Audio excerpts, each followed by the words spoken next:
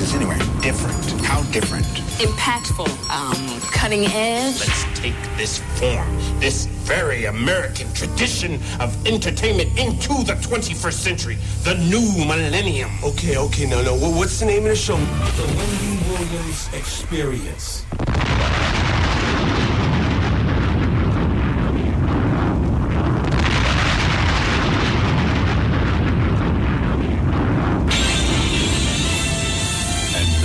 Pleased to bring you our feature presentation.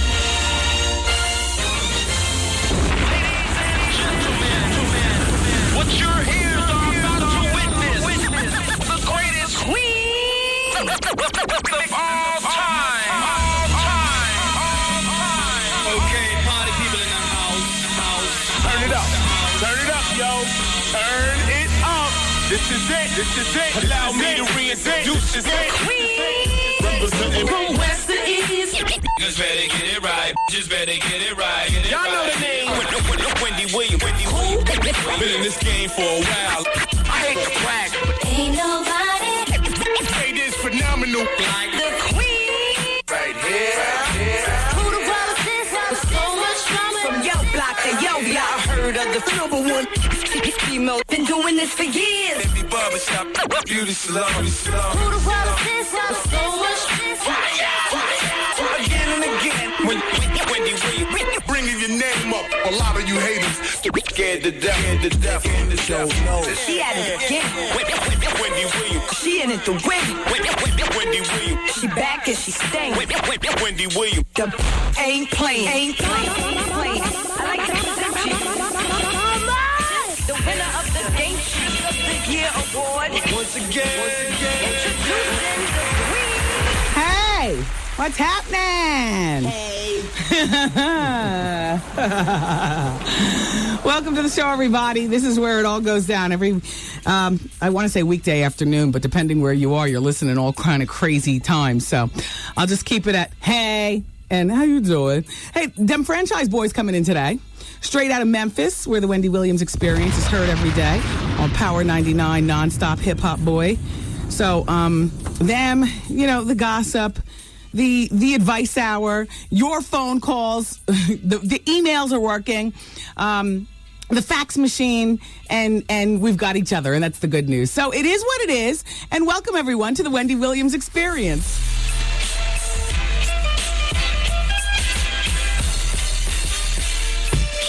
Yo, did you catch this flashback? Oh. This just in. Taryn has diarrhea from the Master Cleanse diet. Is that why you're in here on the buttons? Yep. See, this is why I can't do it until... It's begun. You know what? She's been on Master Cleanse since Monday. Wow. 2 days. So this is her third day. So I guess she won't be coming to the comedy club tonight. This is why I'm choosing my time when I get on this diet. It's going to be a time I'm going to center it around like a 4-day weekend and the whole bit. Shout out to you, Taryn, in the bathroom. That one's for you. This it right here. Miss a day, miss a whole lot. Coming through your speakers, boy. It's Wendy, man.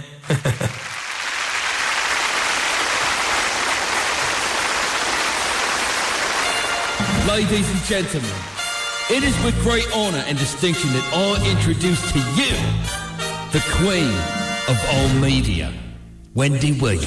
Hi. Hi, sunshine. The bright spot in an otherwise dismal day. Everybody has those kind of days. So I'm going through one now. But everything just brightens up. Yeah, just place everything. Thank you. Everything brightens up once we get together. I don't know how you feel about that. And I made a mistake with them franchise boys. No disrespect to all the different groups below the Mason-Dixon line. But after a while, it just all sounds the same. And don't get me wrong. Because I mistook the franchise boys for, dem franchise boys for the 3-6 Mafia with the which I love. And then I also like that group with the Laffy Taffy, DL, 40 or whatever. I like that song. And I also like dem franchise boys who are coming in today for the Hour of Truth with their song, I Think They Like Me. And I like the remix of that song that incorporates, all the different people. Them Franchise Boys CD comes out February 7th. It's really difficult, though. Like, I know all those groups were known, in their areas prior to, the rest of us knowing who they are. But after a while, you got to weed out the one-hit wonders and get to the real, longevity of the situation. I'll tell you who I've pegged as a one-hit wonder. And it's terrible to say, but I was thinking it when he was here. I was just like, he just doesn't have it. The dude from Florida who sings like Roger Troutman with the synthetics. T-Pain, yeah. Shout out to you, T-Pain. I know you were here in the studio, but the whole time that you were here, I was just like, I hope this kid enjoys this just for this one moment. Because, I didn't see any longevity. So I'm looking forward to meeting them Franchise Boys. So they're out of Atlanta. And apparently they have a problem with the D4L group because them Franchise Boys say that D4L has stolen their style. There could be something to that. I don't know. Oh, it's just all too much. And then the interns, they're very little to no help in a lot of cases dealing with today's music. Just when I think, okay, well, Miss Wendy, you don't watch 106 in Park like you used to. You know what I'm saying? It's not me, it's them too. And I'm like, well, what are you all doing? You're communications majors. Stop acting like you're majoring in neurophysicists where you're all buried in your damn books and you don't have time to keep up with what's going on. I mean, what is the purpose of hanging around younger people but to learn what the hell they're thinking? But we got like a nerdy sect. Not that I want people, chiefing in the stairwells and, I don't want to hear. I mean, we've had a bunch of different interns during the duration of the experience. Ones that have gone on and had babies, ones that have screwed around with NBA players while doing the internship, ones that try out for the videos and stuff. But then there's the other end of that, the tight. Damn, why do I know more than you? You know what I'm saying? So I'm a little frustrated. But I got it all figured out. I had to make a few phone calls to the block to just figure out what's a who'sa. Yeah, well, So let's go to the telephone. Somebody named Tatalio is on line number 1. Hello? I don't think so. Hello? Okay. It's gone. Is line 5 there? Yeah. All right, that would be Anthony, who's 43, and feels as though he's been treated unfairly by the court system during 9/11. Anthony? Yes. Hi, what's going on? Hey, Wendy, can you believe 4 years after 9/11, I'm fighting the city of New York over one change of underwear? One change. They said, we know you were given anything you needed while you were volunteering and working down there. So, for talking back to the lieutenant and pissing him off and provoking him to lie to the city, I took on 100 police officers. I became confrontational, unreasonable, and argumentative to steal one pair of underwear. I said, I didn't get a ticket for disorderly conduct. But under oath, it was 4 loaded garbage bags I was attempting to steal from my own work location where we housed the entire Ground Zero cleanup operation. I said I didn't get killed, beat up, arrested, or issued a summons. But I spent 9 months in Ground Zero working. My union, Local 831, conspired with the city of New York, didn't defend me against this very serious allegation, it would appear. So do you have an attorney? No, I'm still fighting them pro se. Let me tell you something. You're talking about discrimination. I used to serve legal papers, okay? I went to all the attorneys. I said, look what happened. For me telling the truth about absolutely nothing. So why don't you get an attorney and fight? Well, since I'm not paying, look, they said that I tried to steal $2.50 from 9/11. I mean, I'm sorry to hear about all that. And, for what it's worth, we appreciate the efforts of your cleanup work and your union and whatnot. But what is the purpose of this phone call? Oh, the purpose is to expose this fraud that was perpetrated. Okay. I said because I talked back, I deserved to lose my career.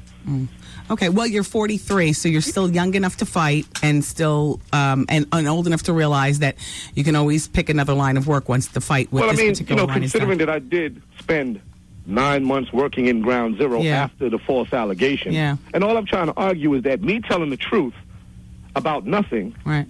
should not be weighed when the lie was immense, but nothing happened. People have died at the hands of the police for less than $2.50. I said I didn't get I wasn't arrested or issued a summons. But for admitting that I was given donated underwear, T-shirt, that means that I admitted to stealing in the end. Right. They prosecuted me in cooperation with a lie. Then 14 months after 9/11, they persecuted me for telling the truth. So I lost my career. I lost it all for one pair of drawers, for talking back. That does sound kind of crazy. Thanks for calling, Anthony. I wish you luck in your fight. Okay, thank you. Coretta Scott King, Mrs. King passed away, as you know, earlier today. They did it as breaking news. They said that she died in her sleep last night. So, a lot of people were just getting that story this morning because it happened last night. Her health had been declining since her stroke that she suffered last year, and she was 78 years old. But I was under the impression that Mrs. King's recovery was certainly better than Luther's and certainly better than Dick Clark's. Like I did not realize that I guess at 78, anything puts you on the brink. But I'm sorry to hear that. And she definitely, kept her dignity and kept her looks. Yes. She kept her nails done and her waist tight throughout the entire, throughout Martin's life, Dr. King's life, afterwards as the widow, and the dignity of the King legacy and whatnot. So, that will be the top story on the news all across the country and the world today. She suffered the stroke, like I said, last year, and she died in her sleep. I mean, as ways to die go, that's the way. As long as you're wearing panties. Yeah.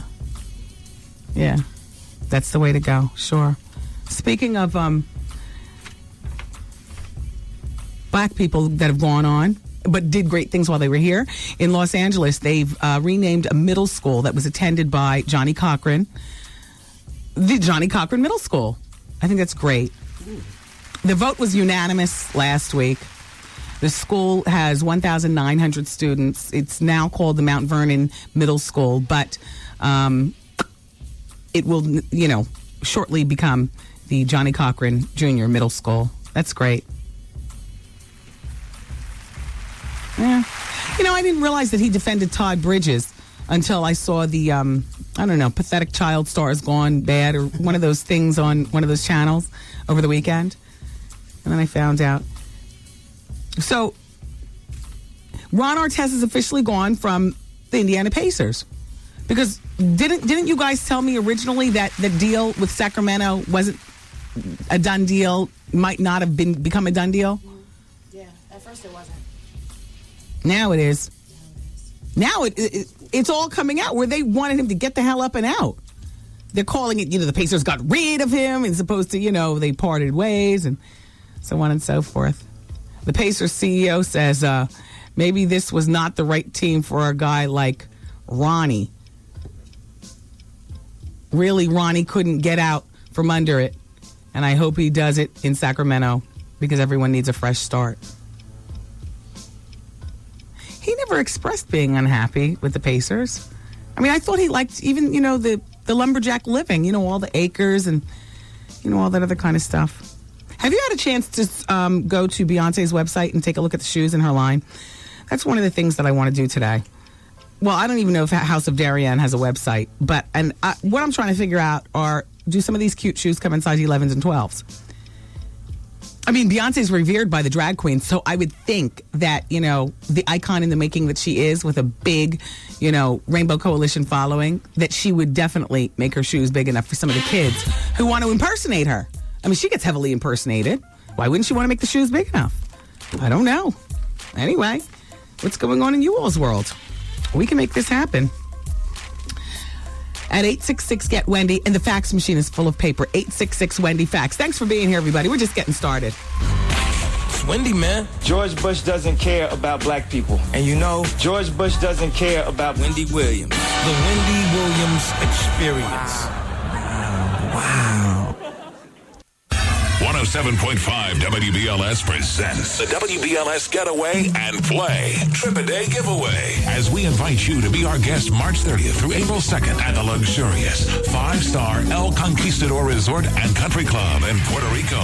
Lose yourself in the vibrant beauty of this grand perched on a 300-foot cliff overlooking the Atlantic and Caribbean Oceans. Relax and be pampered at the Golden Door Spa. Elcon's tranquil path to inner and outer peace. Hey, this is your man, Steve Harvey, and when you make it to Puerto Rico, know this. We not only having a golf tournament, we throwing a Freedom Friday party. You don't want to miss it, man. And listen to Steve Harvey mornings at 7:15. He'll give you the times to call in throughout the day to win your way on board the Trip a Day Getaway. Be the 10th caller at 212-545-1075 and pack your bags for the WBLS Getaway and play Trip a Day. Trip a Day to the El Conquistador Resort in Puerto Rico. Or call Share Travel at 1-888-212-4534. Book your trip to join us. Get busy, y'all. We going to Puerto Rico. Steve Harvey and Wendy Williams in Puerto Rico at the same time. Something got to jump off. From 107.5. All right. WBLS. You know it. Puerto Rico. Ho. March 30th through April 2nd. And guess what? The Wendy Williams Experience is giving away a trip today. So you guys be listening for your chance to call in and win. In the meantime, if you would rather just pull your credit card and secure your place with this trip, I've got the toll-free number. I can give it to you right now. I'll give you a moment to get your pen and paper, and it's all good. By the way, you know, we had Kevin Elliott on the show yesterday, and he is one of the authors signed to the new G-Unit book company. Kevin is the author of several, actually, I think his books always say K. Elliott. Several of the street tales, you know, with the girl with the big behind and the Benz and the knot of money and the weed and the coke laid on the cover, those kind of books. He's going to be doing book signings of his various books tonight at the Laugh Factory. I have no idea what time, but I would imagine if you called the Laugh Factory and asked, they would be able to tell you. And so that's Kevin tonight. He's doing his book signings. Then tomorrow, don't forget, the Laugh Factory has the Wendy Williams Comedy Experience. And I hopefully will see a lot of you there. Okay? All right. A quick reminder. Then we're going to go to the telephone. Where are my quick reminders? Oh. No. Hello. Log on to WBLS.com and find out how to take the frightening to fabulous living room challenge. This is great. This is a new contest. We're doing it with the people who own Benjamin Rugg and Home Imports. That would be Stephanie Cohen and her husband Ben. They own. So what you do is you log on to WBLS.com, look for all the information on this contest. What they want to see is they want to see a very frightening living room. And then Benjamin Rugg and Home Imports wants to make it fabulous. Me and Steve are going to be doing the judging. And so they say you can pick an aerobotic, Roomba, Schudler, vacuum robot. Pick one of those up and qualify for the complete living room makeover, courtesy of Stephanie Cohen and, of course, Benjamin Rugg and Home Imports. Those little vacuum cleaners are great, too. They sell those on QVC and HSN. They roll around the house and pick up, well, dust. Yeah. It's not like they're picking up rice in the carpet, which is why, you know, our situation gets a little more severe than dust, you know. For the hood. But you go onto our website and find out about that. Wouldn't it be great to win a brand new living room? Oh, sure it would. And they've got nice stuff, too, at Benjamin Rugg and Home Imports. That's a furniture store in Secaucus. I always tell you about it. It says more info on Puerto Rico trip, Super Bowl party on your website. On the WendyWilliamsExperience.com. Oh, that's great. If you want to know more about the Puerto Rico trip, and I do have the telephone number here, 888-212-4534. 888-212-4534. It's still business hours, so they're still there booking trips. But you can always go to my website, thewendywilliamsexperience.com, to find out more information about the Puerto Rico trip, the parties, and the various festivities, and so on and so forth going on in Puerto Rico. Also, if you're interested in finding out about the Super Bowl party that I traditionally attend every year, I don't want to say I exactly host it because I'm saying hey and ho. Pretty much the star of the Super Bowl party is the football game. You know what I mean? But it's at Branchbrook Manor in Belleville, New Jersey on Sunday. And you can go to my website and find out that information too, is what you're saying? Yes. Okay. Or you can go to Rayzo.com, Rayzo. That's what it says on my website. It says go to another website. No, it has all the info there, but it also says go to Rayzo.com too. Get tables and, all like that. Yeah, Rayzo.com, RAYZO.com. And so hopefully I'll see you Sunday in Belleville, New Jersey.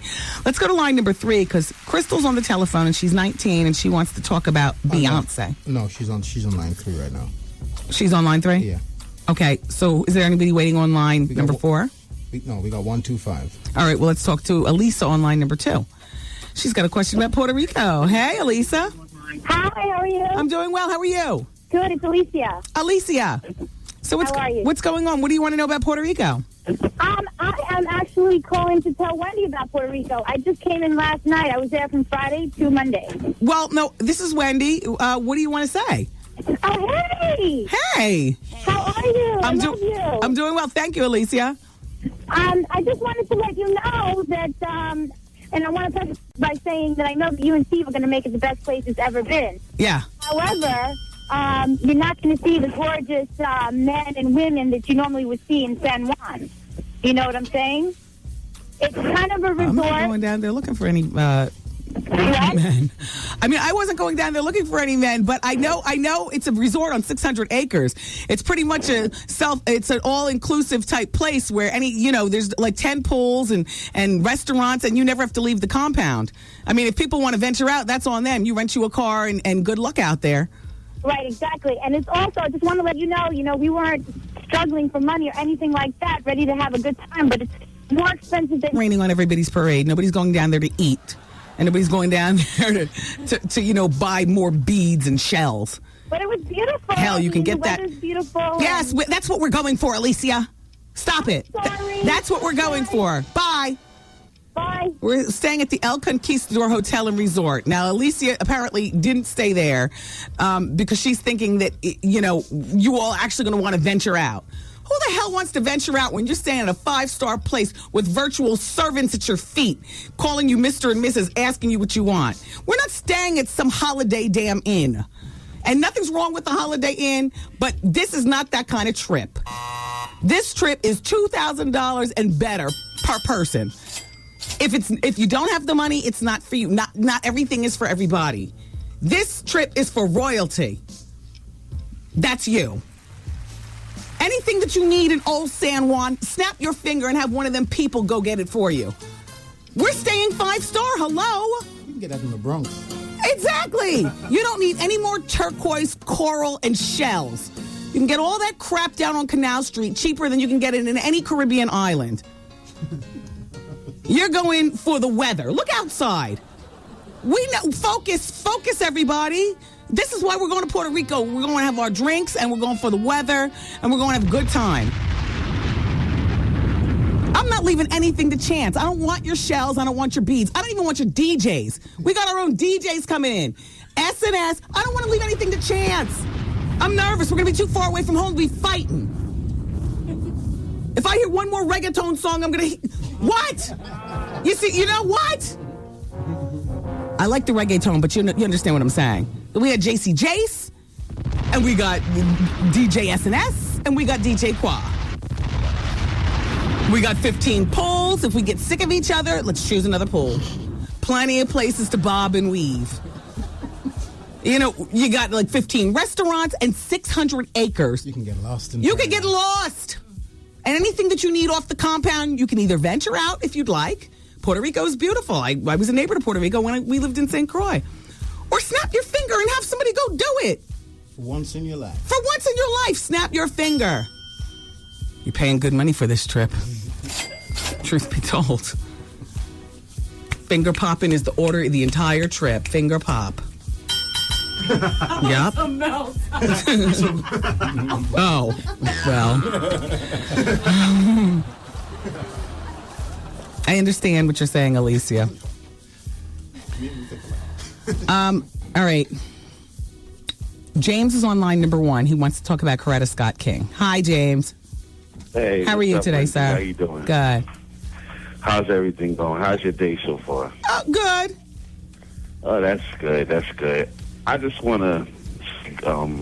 I want Coretta Scott King. I want to tell her family to let her rest in peace. Yeah. And she needs to be a role model for these women. Yes. You know, because she stood behind Martin. And whatever happened in the house, it stayed in the house. We know he wasn't no angel. Right. But she stayed a woman to the end. And held her head and kept her dignity. Exactly.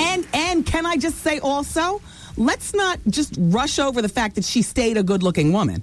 Exactly. She never let herself go. Yes.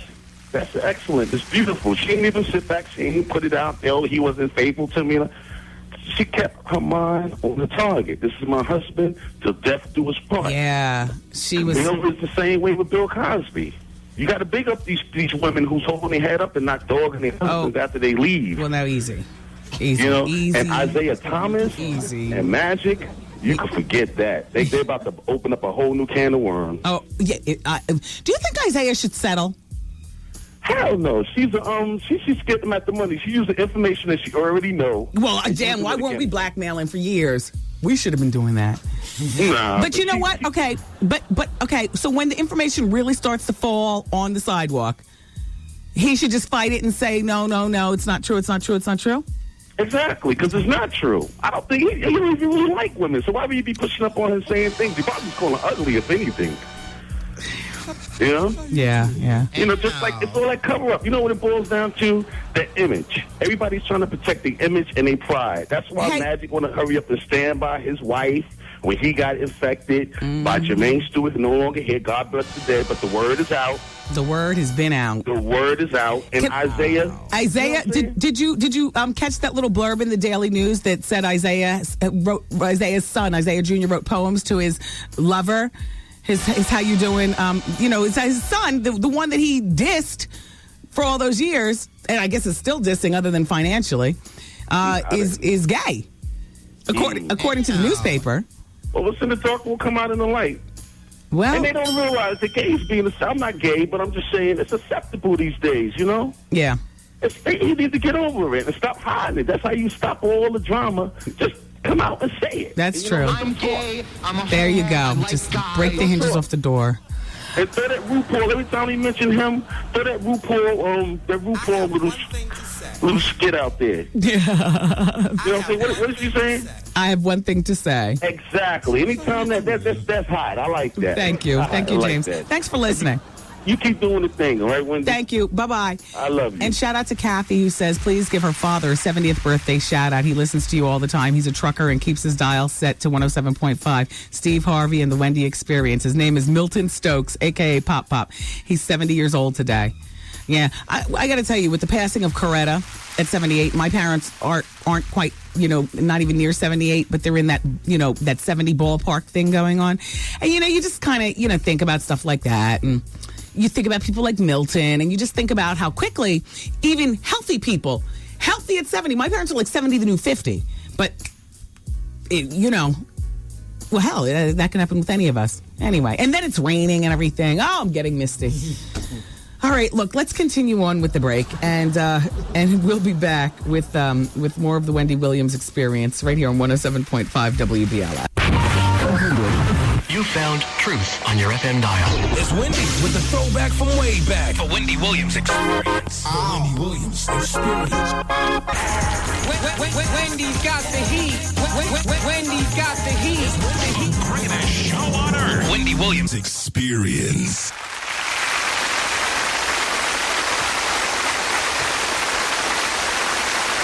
Yeah, you know what? Did you hear that Ray J is about to have a Nike shoe named after him? Wow. Yeah, well, I'm a little shocked at this. Wow. But he has his sights set on becoming the first ever musician with a pair of Nikes named after him. He's been a huge fan of Nike since he got his first pair, they say, when he was 6 years old. Geez, he's behind the times. Kids these days have got a pair of Nikes on their feet leaving the hospital. Right? He says Jordans are his favorite sneakers of all time. Maybe this year we'll get the Ray J sneaker. You hear that, Nike? So that's what he's after. Okay, Ray J. All right. And by the way, Beyonce's website does have, Beyonce's House of Darian does have a website. It's called houseofdarion.com. Is there anybody still on hold that we need to? Because I hate having people just sit on hold. Okay. Hello? Come on. Okay. Oh, I'm sorry. I just don't have the... Hello? Hello, hi, it's Wendy. Okay, hang up. Not ready. Hello, hi, it's Wendy. Hello? Hi. Is this Wendy? Yes. Hi, Wendy. I was calling because I wanted to know, can we purchase our tickets, like, for the Palomino Island party separately? Yes. Me and my girlfriends are already going to be down there. Yes, if you're going to Puerto Rico, then what you need to know is that the Steve Harvey golf tournament is $400. Okay. I know your party is $100. Is $100. Okay. And then they have a couple of other things going on too, like I don't know, chasing dolphins somewhere in the water, Okay. and going over to St. Thomas. I mean, there's some great activities, but the activities are extra. Yeah. Oh, okay, so look, now the island, the party's on a private island. Yes. Do we have to pay a fee to get on the boat to get to the island, or we just have to present the $100 ticket to get there? That part I do not know. If there's okay. a fee, it's not going to be that much. I mean, Okay. it's virtually a few hundred feet. You can probably swim over there if you. If you want to go refugee style. Okay. All right. All right. Thank you so much, Wendy. I'll see you in Puerto Rico. Okay, Bye-bye. bye. By the way, big shout out to Martin Lawrence and Nia Long and all them, because I swear people were giving Big Mama's House the worst ratings. I never even knew that they gave 0 stars. The New York Daily News gave it 0. They spelled 0, Z-E-R-O, 0. And then they named like 20 things that are worth your while better than going to see this movie. Things like Root Canal and, stuff like that. I mean, they just dissed the heck out of it.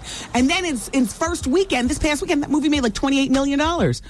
So, good for Martin and good for Nia and, good for them. Good for them. So, who else is on the phone? I am. How are you? Hi, how are you, Wendy? Fine, thanks. What's your name? All right, my name's Mike. I'm from Uptown. By the way, they say the Destiny's Child is going to be All-Star Weekend, reuniting to do the national anthem preceding the big All-Star game at the Toyota Center. So, just when you thought Michelle was done, Beyonce's reached down and scooped her back up. Yeah. All right, hey, Wendy. What's going on? I wanted to talk about Isaiah. Okay. I think that a lot of you women are giving Isaiah a really hard time. First of all, number one, in America, it's really hard to be gay, homosexual, bisexual, whatever else, on a man's side. So, but we negate the fact that he's a talented basketball player. We don't push no weight on the women who, after the games, they be all out there jumping all over these balls. I know. All right? Yeah. Now, as far as the money this wasn't her situation, though, so we've got to talk about the situation at hand. This is a woman who attended and graduated from college. Mm-hmm. I believe I read that she has her master's degree, that, she was, heading the household with her husband. They have the children, I believe I saw. She played in the she played basketball back then, but the WNBA wasn't invented. She earned her position there in the front office so we're not talking about somebody with a short skirt waiting on the side door of No, the I'm garden. not talking about her. I'm talking about the mother of the child. But Isaiah is giving his son, a little less than $3,000 a month. Yeah. $100,000 at the time he turns 18 and $52,000 up front. Okay. He could have walked away and never acknowledged the child. Financially, you may think, well, maybe he needs to do more, but he's also in a relationship. 60 days later on, he's getting married. Obviously, he's already engaged. Right. So the wife, his now wife, she don't want to see no other kid. Right. You understand? So Right. every time she see that child, it's a reminder of the infidelity. It's a reminder of the relationship. He cheated. And the woman that he was running up in during his engagement and whatnot, she perfectly well knew that Isaiah would never be his full time either, but she chose to have that child. To have a child anyway. So there's no responsibility on her part. We got to put responsibility on both people's part. Do you think he raped the woman or sexually assaulted her? I personally don't think so, but I'm not sure. We're going to wait for the facts to come out. But as far as that other thing, as far as financially stepping up, I don't want us to forget that this man is a champion. He did his thing. I'm not a fan. I'm not on his jock or nothing like that. Yeah. But still, let's let a spade be a spade. Let's let this play out. The cards play out as it's meant. Yeah, because I don't. I'll be honest with you. I don't know that he sexually assaulted this woman. I just think that he has enough other sketchy stuff that has already been brought up and that will continue to be brought up that it makes him look real guilty about this. But I don't think that he was interested in this. Situation. Everybody says she's unattractive, and I don't want to say that. But unattractive women make the best jump offs. Because they're so happy that somebody wants them. Do you know what I mean? They're just so happy. Yeah. You know? From what I understand, they give the best professional. I mean, the whole bit. They're just so happy to get attention. Yeah. And they leave you the hell alone because they're so happy they got attention. But no, I don't. I just don't think that. I don't believe that he. I don't know that I believe that he sexually assaulted this woman. Right. But there is enough other stuff going on in Isaiah's past that this is going to get kind of ugly. And just one other thing. Again, my condolences to the King family. We feel as though we have a personal loss. Yes. She is the matriarch of the civil rights movement. Yes. And the dignity. I thought that was, we always do remember the funeral with her with the baby.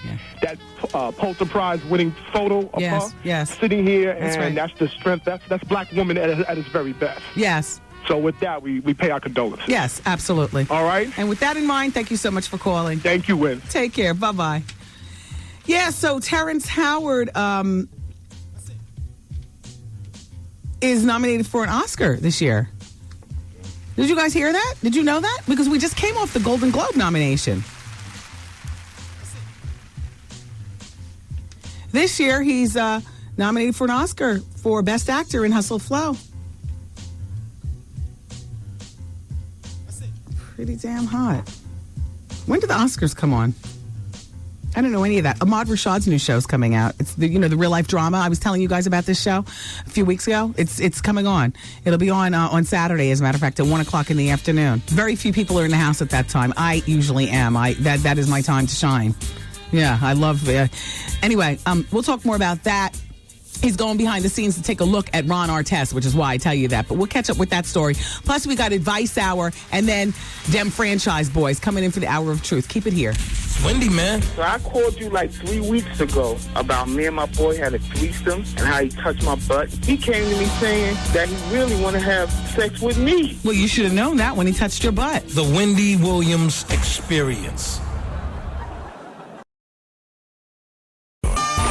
Everybody needs some. Should I leave? Like, is that selfish to my son? Come get some. Let me tell you, Wendy, it's really a trouble with a dude. Advice out. I'm having a problem with my fiance and his family. I was in a relationship with this girl for like 18 months. She told me the relationship meant nothing. Always drama. Call Wendy right now. 1-866-GET-WENDY. Fax Wendy at 866-WENDY-FAX. Wendy, can you give me advice on plastic surgery? Mm-hmm. All right, everybody, before we jump to the telephones, I wanted to deliver on a promise that I made you regarding yesterday's Wendy's Medical Minute. Today, I wanted to talk about lipstick and cancer. Well, you have to understand that there are certain brands that contain lead in the lipstick. Now, we all know that lead in the paint is no good. We know that, that lead, period, is not a good thing. So imagine that manufacturers are putting it in our lipstick. Well, according to, and some of you ladies might have gotten this correspondence on the web. This is actually how I got mine, but I just wanted to pass it along. They say that brands that contain lead include Christian Dior, Lancome, Clinique, YSL, Estee Lauder, Shiseido, Red Earth, the Chanel lip conditioner, and they say that the higher the lead, the higher your chance of getting cancer on your lips. So after doing some testing, it was found that YSL lipstick, according to this information, contained the most amount of lead. And they say, watch out for the lipsticks with that stay-on promise. You know the ones. I'm guilty of using them on party nights when I don't want my lipstick to transfer onto a glass, when I don't feel like bringing a handbag to the club, when my outfit's so tight I can't even fit a lipstick, in my bra. So, I will just put on, that stay on all night lipstick and then have to scrub my lips to get it off. Well, they say those lipsticks are the ones that have the highest content of lead, something dealing with that stay on. Now, here's a test that they give you to find out if your lipstick has lead. I haven't done the test, but here it is. They say put some lipstick on your hand, then use a gold ring to scratch the lipstick. If the lipstick color changes to black, then you know your lipstick contains lead. I don't believe this. I do believe that there is such thing as lead in lipstick. I also believe that whatever they use for that stay-on lipstick can't be that good. And there's some sort of danger. I also believe that the sun interacting with lipstick also has something to do, perhaps, with cancer. You know how you like to look beautiful at the pool? And instead of going outside with, just chapstick on your lips, you got to put on that pink. Okay, maybe not you, that's me. I love lipstick at the pool. I love to stay on lipstick at the pool. But I don't believe this test right here. Because how many times have you gotten your lipstick on your gold ring or on your watch or something that's gold and it hasn't turned black? I don't know. You go try the test and tell me what you think. The only test that I've given out on the radio that I know is a surefire proof is when you put the pork in the vinegar and you leave it overnight and you come back in the morning and the cup is full of worms. What? Wow. Yeah, I'll have to get you that recipe again. Anyway, that's Wendy's Medical Minute. I just thought I'd pass that along. Thank you. Thank God Baruchi's not on the list. It's cheap and it works. It's so cheap it doesn't even come in colors. It comes in numbers. Like, your favorite Baruchi lipstick is $7.68. Anyway, let's go to the telephone. But before we do, shout out to Raven. Raven says, Wendy, do you have any recommendations for a quick fix on a toothache? I've tried alcohol, the Hennessy, and I can barely focus on what I'm writing. Yeah, Ambisol. Hello. As fast as you can say Ambisol, the pain is dead. I wouldn't continue to use the Ambisol. I would use the Ambisol while dialing the dentist, and then hopefully in the next 72 hours you can get a dental appointment. Good luck with that one, though, over there, Raven. Okay, line number 1, Lisa's 40, and her daughters are fighting. There was some sort of stabbing at the incident. Lisa, what happened? Well, first of all, my daughter that's 14, her name is Quartia. She's kind of big for her age. Mm-hmm. We're new in the neighborhood. All the girls is jealous of her. Her behind is boom, boom, boom, and all the boys is following her around. Okay. So this girl that they was fighting is in the 12th grade. Okay. Her and her sister. Now, they went to go to the store or whatever. My daughters is fighting. I'm home with my oldest daughter, that's 23. Mm-hmm. We're sitting down eating crabs. A little boy come and tell me to stay around the corner fighting. Mm-hmm. I jump in my car, I go around there to go get them. Mm-hmm. I bring them back home. When we come back home, I see the cops go down there to go talk to them. Yeah. When the cops come to talk to me, nobody but the cop that me and her had an altercation 2 weeks ago when she called me on the phone and I got smart with her and I hung up on her. On the cop? Yeah. Okay. And so when she get out the car, she looked right at my daughter. She said, "Wasn't you the one around the library about the fight the other day?" And my daughter said, yeah. She said, "What's your name?" My daughter said, Tierra. She said, she looked at me and she said, "Oh, so your mom, you're the one that hung up on me, and this is that and third." And me and her going at it in front of my door. Okay. She left Wendy. She never said nothing. She never said nobody got cut, stabbed, kicked, none of that. She left. She went around the corner. She came back. I'm not going to say she coerced them into saying whatever. She came back. She locked my 10-year-old daughter up. Oh, wow. She said, "Turn around, you're going to jail." Okay, can I ask you something? Is your 10-year-old the one who's bigger with the big behind? No, she wasn't even fighting at all, Wendy. How old is your daughter with the behind? The one She's 14. That the boys are following. Okay. She's 14. Okay. But my daughter that they locked up, she have a twin sister. Now, the lady dragged my daughter. My daughter arm was like pink. Her nose was bleeding, everything. The cops seen all that. She was like, "What happened to you?" And she said, "That happened at the fight." She knew all that. Okay. So she told me, she said, "Have a nice day. Just stay away from them. Leave them alone." This, that, and the third. She come back. She locked my daughter up. She locked my daughter's girlfriend up. She never locked up my daughter, the one that was actually fighting. Then she told me, "Turn around. You're going to jail because you're going to jail for conspiracy. You took your kids around here to fight." Wendy, I took my kids around here to fight grown women, and I ain't do nothing. That's crazy. Did you take your kids around there to fight? No, I wasn't there. Yeah, okay. How many daughters do you have? I have 4 daughters. Okay.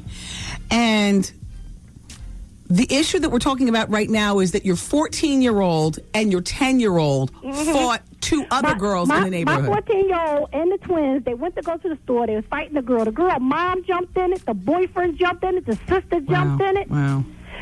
And my daughter said that that her daughter's the one who had the knife and Chip's throat. Look at your face. Apple doesn't fall far That's what from she the was tree. saying. See, there's a whole dynamics Yes, going on internal here. affairs is involved. Like, this cop is crazy. Wendy, they tried to give me 2 to 4 years for something I didn't do. So what's your question to me? Because this is bigger than Advice Hour. This is the whole thing, what I wanted to ask you. My kids go to Lamberton. Okay. The principal doesn't like my kids because the little girl that they was fighting, she's friends with the girl mother. Do you ever think that there's a common thread when kids aren't liked or when people aren't liked? Do you ever think that there's a common thread? Like, does anybody ever look within to wonder why it is? Like what could I have? Like, if you get fired from every job you've had, you ever think the problem is you? Yeah, I know. That's why she don't like my kids, because of me. Because every time I go to their school, I'm speaking my mind and I'm saying what I want to say. I understand, and that's part of what your daughters are going through right now. And yeah. Okay. So, do you have an attorney? Yes, and so I have a meeting with the Board of Education on Friday. Okay. Because my daughter just finished going to court. She went to court 3 times. The lady never showed up. Mm-hmm. So they dropped the charges and stuff. I went to court 3 times. They never showed up. Mm-hmm. They dropped the charges, but I had to pay bail and everything to get out of jail, the whole 9. Okay, so now I'm trying to. They had put my 10-year-old daughter, in a bad school and everything. So that's what I'm fighting for now, to get her back into her regular school. Is your 10-year-old daughter one of them fighting chicks, or is she? No, she wasn't fighting at all. Okay. That's what I'm saying. I mean, I don't know what to say to help you. This is so over my head, Lisa. Yeah, I know. I guess you just wanted to call to vent to somebody, which is great. But this is a conversation you need to have, first of all, with your daughters. All you girls in that house, including you, Ma, you all need to be smoothed out. You need to understand you are leading your daughters by example.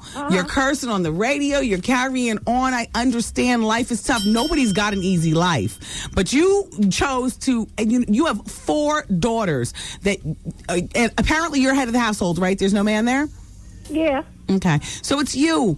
I mean, the best I can tell you is your daughters are watching what mom does in terms of how they do. And so by you squealing around the corner in your car and jumping out and you're fighting people. No, and when I took them around the corner, I did not jump out my car. It doesn't even matter. I put my kids You in the cursed car from the and car we came window. Whatever it is that you did, Mom, this is on you to lead by example for your daughters. You need to get together with your attorney and then present the best picture you can to this Board of Education. That means leave the funky loudmouth back there. Yeah. Put on some decent clothes, cut the ebonics, and speak to the Board of Education. Represent your girls. I know you can do better than how you are here on this radio. I know you can. So then you need to focus. Your main thing is so that your daughters don't grow up in the same situation that you're in. What I'm saying is, this cop lied. She lied. Okay, it's easy to lie on a big mouth mom with a bunch of big mouth daughters. You've got to discredit the cop. You've got to discredit the Board of Education. The first line of defense in discrediting people is giving some credibility to your situation. Do you understand? Yeah. Okay. All right. Take care. Lisa, I wish you well. Okay. All right. Bye-bye. All right, Wendy. I mean, you understand? The first line to discredit a cop who's trying to, or the system, you can't get on the phone, loudmouth Lisa, with one cleavage, one button done too many, ass hanging out. It's my age, so I know how we do. I know how I do. But I also know how I do if I'm representing my kid or the system on the front line. Lisa's going in there with twisted language, twisted mouth. Fix your face. Yeah, you know what I'm saying? Act like a lady, not some hood. We're age appropriate, so I feel like I'm talking to one of my girlfriends. The difference between that is that at this age in our lives, Lisa, we're able to play all sides of the fence. We can play the block, we can play the boardroom, and everything in between. What you need to learn how to do is play the rest of the field, not just that block. And your daughters are watching. Sad part.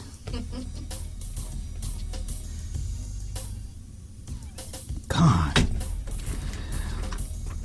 Wendy, I've been married for over 10 years. I hate my job. I want a career change. It's not easy. My husband doesn't support me. We have 2 children together, but he feels like I'm wasting my time. But I'm going to do it whether he likes it or not. I can't give up, but it's hard when your support system is always down. My question to you is, what should I do? Do you still love your husband? Does he still love you? Because perhaps it's time to investigate a divorce. You know, because if he's down on you regarding, you know, you wanting to change careers and everything, chances are she's leaving more out. Like, you know, there are 3 kernels of rice burnt, so all of a sudden she's a horrible cook. No, follow what I'm saying. You see what I'm saying? She's so busy with the kids and her job. Oh well, there's a little dust in that. You know what I mean? Like things like this can just wear you down to the point where you don't even see that you need a divorce. You need maybe you just need a clean start in life, not just your job and your career. You know, maybe you just need a clean start. And don't give up. I like your attitude. Don't give up. But there's no way you're going to change careers and change jobs and be living with some lummox who's not supporting you. Because you will never be able to come home and share the excitement of the day with this dork. You might need a divorce. Keep it here, everybody. Wendy, man. Ex-boyfriend, he wants to fight me. How old is everybody? I'm 43. She's 38. And he's 40. The Wendy Williams Experience. Okay, here's the scenario. It's 2 a.m. and you have to find a pharmacy to fill an emergency prescription. Walgreens has more 24-hour stores than anyone. And you'll be glad to know that Walgreens fills more prescriptions in the middle of the night than anyone. All Walgreens are connected, so your prescription records are on file, no matter which Walgreens you visit. If your Walgreens isn't open 24 hours, chances are there's one right down the road that is. So, every Walgreens is your Walgreens. It's one more reason. Walgreens is the pharmacy America trusts. Your daughter wins. You know, I love you, Wendy. We really do. Thank you, Jenny. And we thank God you are on the radio speaking the truth and being Wendy. I mean, it's more just you, about girl. being Wendy than, you know, I'm sure there are people damning me right now, but I just can't take it. No, I don't have my period, but there's clearly something going on in my psyche, because when I got off the phone with Lisa, I used one of these hard-ass BLS paper towels from the bathroom to dry some tears running through my makeup before them franchise boys get in here. And I have no idea why, but it's just, We have, you know what? It's a shame. It's a shame. I mean, think about the legacy of Coretta Scott King. And on the day of her passing, we had someone like Lisa call in fighting with just ghetto-ness, ghetto retardedness. It happens all and the time. There's no excuse for it. Well, I thank you for calling, Jen. I love you. And I love you. I love you for listening. You all guys, right, take care. You're welcome. You too. All right, we're going to continue with this break. We're going to take more phone calls regarding, you know, what's going on in your life. Hopefully, I'll be able to help you out. If not, you know, I'll say. And we also have today's people poll question. Of course, yesterday's was regarding Kanye West. I'll give you the results. And then today's is in regards to Isaiah Thomas. So keep it where you got it. It's the Wendy Williams Experience till 7 o'clock on WBLS. Yo, this is Big Daddy Kane, and you're listening to my girl, Wendy Williams. Herb. Before I buy your radio station and send you home. Wendy Williams Experience.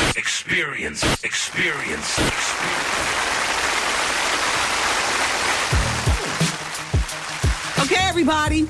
It's still advice hour. Them franchise boys will be in at the top of the hour. We get to the bottom of who they are, what it's all about. How it do what it do. I've got the results of yesterday's People Bowl question, though. Do you think Kanye West has gone too far by posing as Jesus on the cover of Rolling Stone magazine? 65% of you all said yes. 35% of you all said no. Maybe before that question, we should have asked how many of you all believe in Jesus. Because then, you know, we could have like really honed in on. But, you know, yes or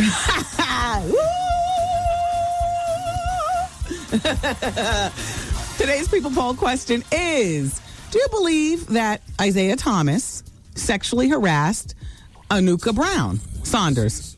Do you believe that he did it? And that's just straight up yes or no. Do you believe that Isaiah Thomas is guilty of this sexual harassment that this woman is claiming? Yes or no?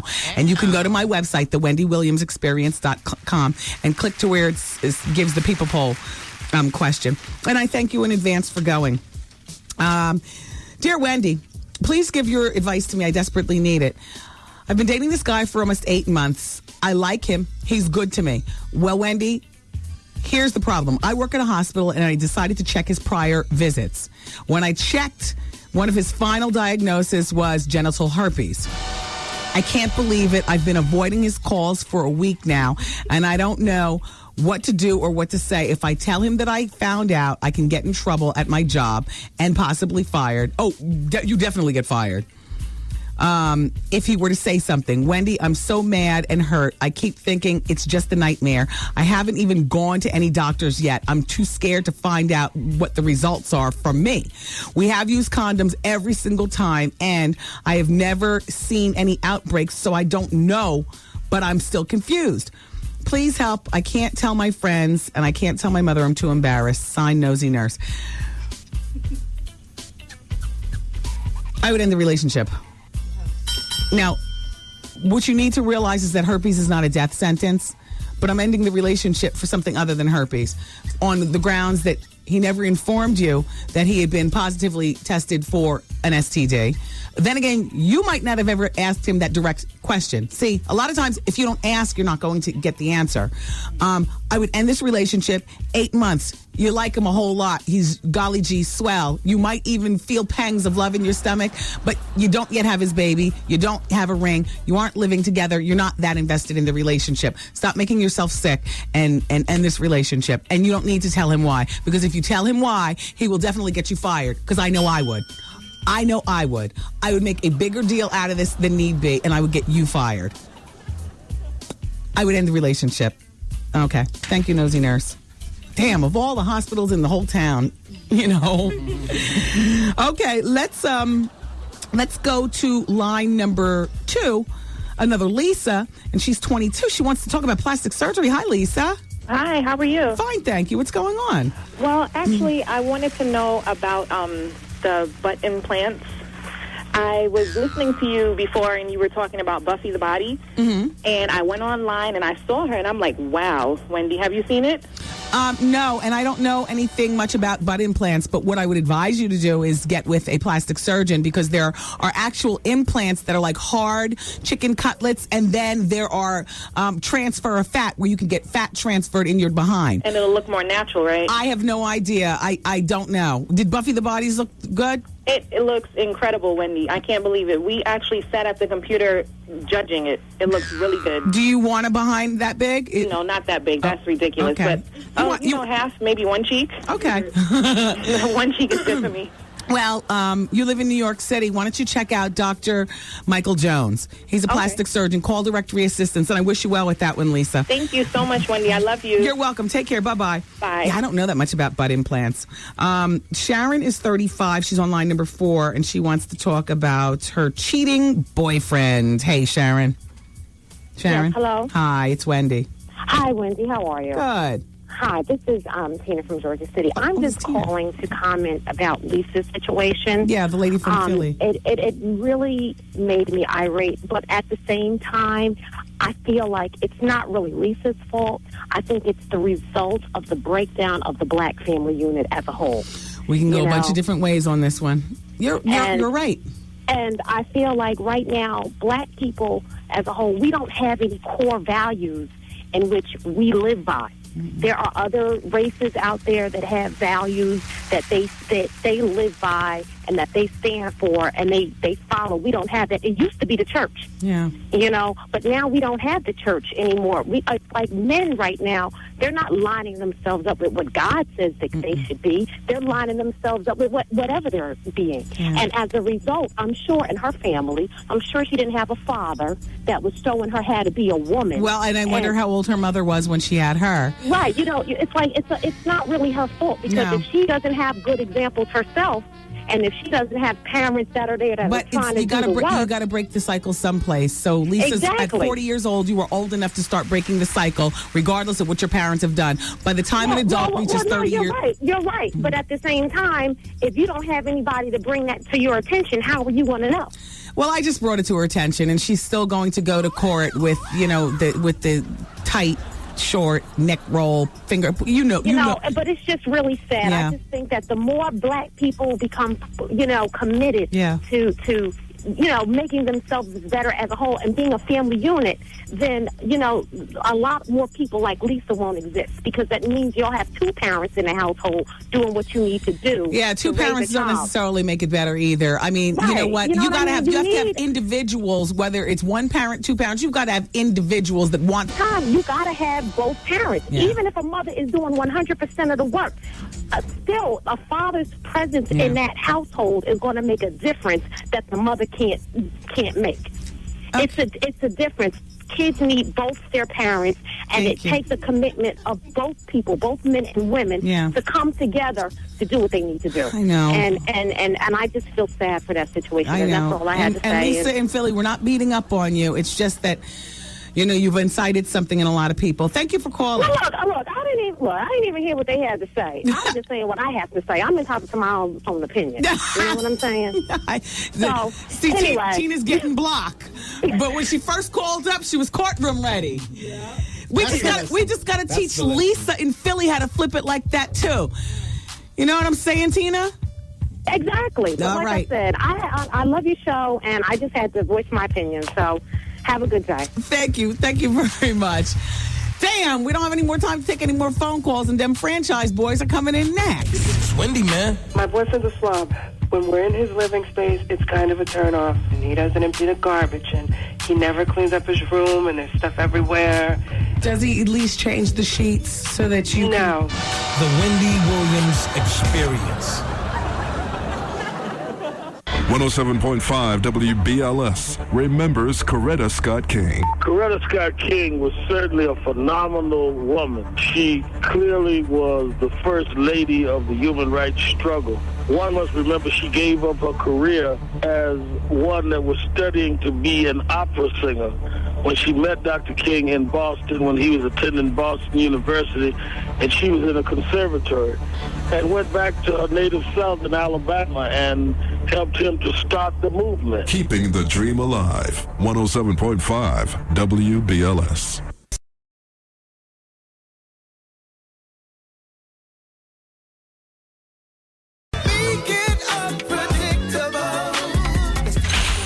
Yeah, this your boy Lloyd. This is Tawanda Braxton. Hey, what's up? This is Sierra, and right now you're listening to the Wendy Williams Experience.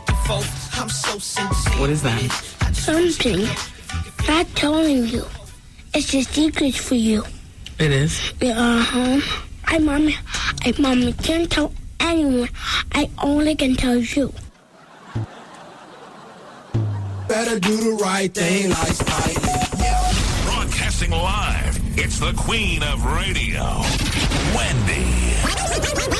Wendy Williams. Yeah, you're right. I just got a fax that said Coretta Scott King was an example of good black don't crack. You're right. You're right. It does exist. Truly indeed. All right, everybody. In the studio right now are these dudes from Atlanta. They're on Virgin Records. Their new CD is coming out on February 7th. Ladies and gentlemen, put your hands together for them franchise boys. Yeah. Hey, fellas. Hey, what's happening, baby? Still white tea in it. I like it.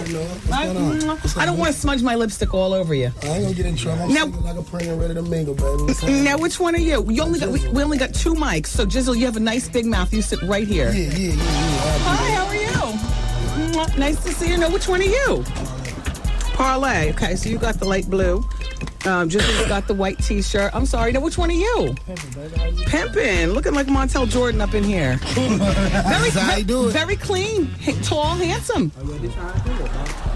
And now, what's your name? I'm Buddy. Buddy. All right. So let me see. So we got four members. We got Jizzle, Pimpin', Buddy, and Parlay. And you all make up them franchise boys. I'm sorry. Them franchise boys. Well, welcome to New York. It's nice to have you fellas here. Thank you. Good to be here again. Now, I did get confused in the very beginning. There was a little toss-up in my mind. Okay, them franchise boys. That's the Laffy Taffy.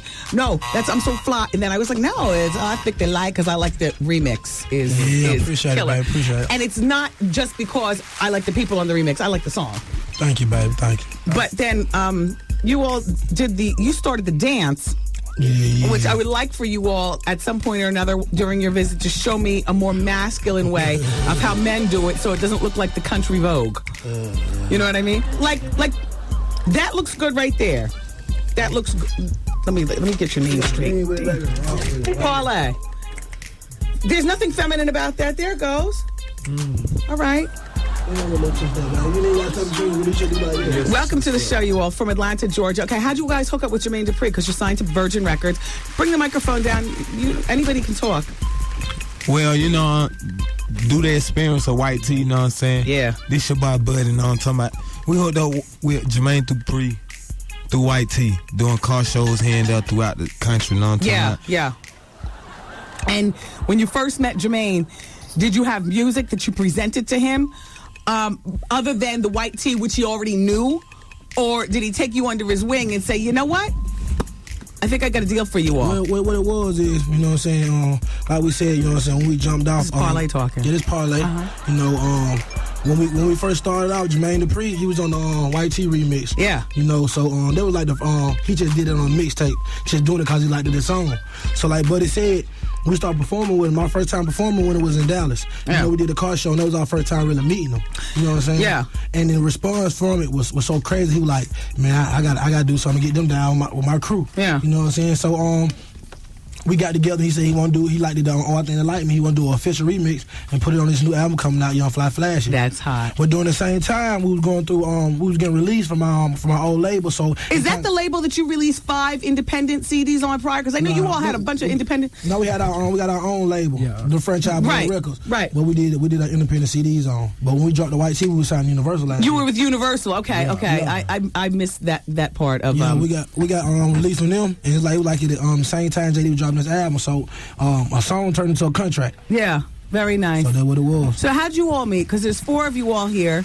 You know, everybody needs money. Everybody's got mouths to feed. Yeah. You all must be very close because there's a lot of money dividing here. I couldn't do it. You know, like if I was an artist, I'd be solo. They're buddy, you know what I'm saying? We all attend the same high school. Or I'd want to be Beyonce, you know, where there's 2 girls I can son. Do you understand what I'm saying? We business partners, though. We not just a group. You know what I'm talking about? Okay. We was anything as business partner before we became a group. Now, what was the business? What'd you have going on? DLB Record. You know what I'm talking about? We was all Your just, record label. We was all just recording as a hobby. You know what I'm talking about? Just going to pimping spot, doing what we do, doing it for fun, and it just turned into a career job, you know? Now, Parlay. What's happening? I'm sorry, I have to look at the map of your names before I call everybody out. No, let me talk. Jizzle, do you prefer being a performer or a businessman? Well, me, I say I like being a performer. Yeah. Yeah, because that's what I love to do. Yeah. I like doing it. It's nice being, and you get all the girls. No, they get all the girls. Oh. Are you married? No, I'm singing like a Pringle, ready to mingle. Is anybody here married? How many children between the whole group? There's 4 members. 4 children. 4 children. Yeah. Does that mean that everybody has a child? No. Me and Buddy split them down 2 and 2. Oh, you totally separated yourself from that. Oh yeah, this your boy Bud. I got 2 boys. You know what I'm talking about? I'm a father figure. I know what to do with it. Got you. Too, man. I got a little queen and a little king. Man. Got you. And then you 2 don't have any children. They can pull out. Yeah, absolutely. They couldn't pull that. Okay, here's the big question for you all. What is the deal between you and D4L? Who? Okay, there we go. All right, so we'll leave that where? Right back there. D4L, they had that Laffy Taffy song. Anyway. Let's move on. It was a commercial? Is Crunk dead? Why are you spilling? Come on, man. You eat all day. No, this is not Laffy Taffy. These are my jelly beans. Oh, and this is 80 calories. I already have my calories weighed out for the day, and now you're messing up my diet. Okay.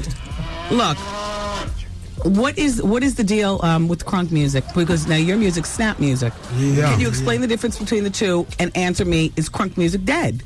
Nah, Crunk music will never be dead because, everybody get crunk. You know what I'm saying? Snap music is just another era. It's just another branch off crunk music. A version. You got your crunk music. What it means is like crunk is for like younger children. From middle school to high school. Okay, okay. For like 18 and on. Because they would get crunk. They bounce like mosh pit. They get crunk. They push into each other, bouncing each other. Boy. But we grown.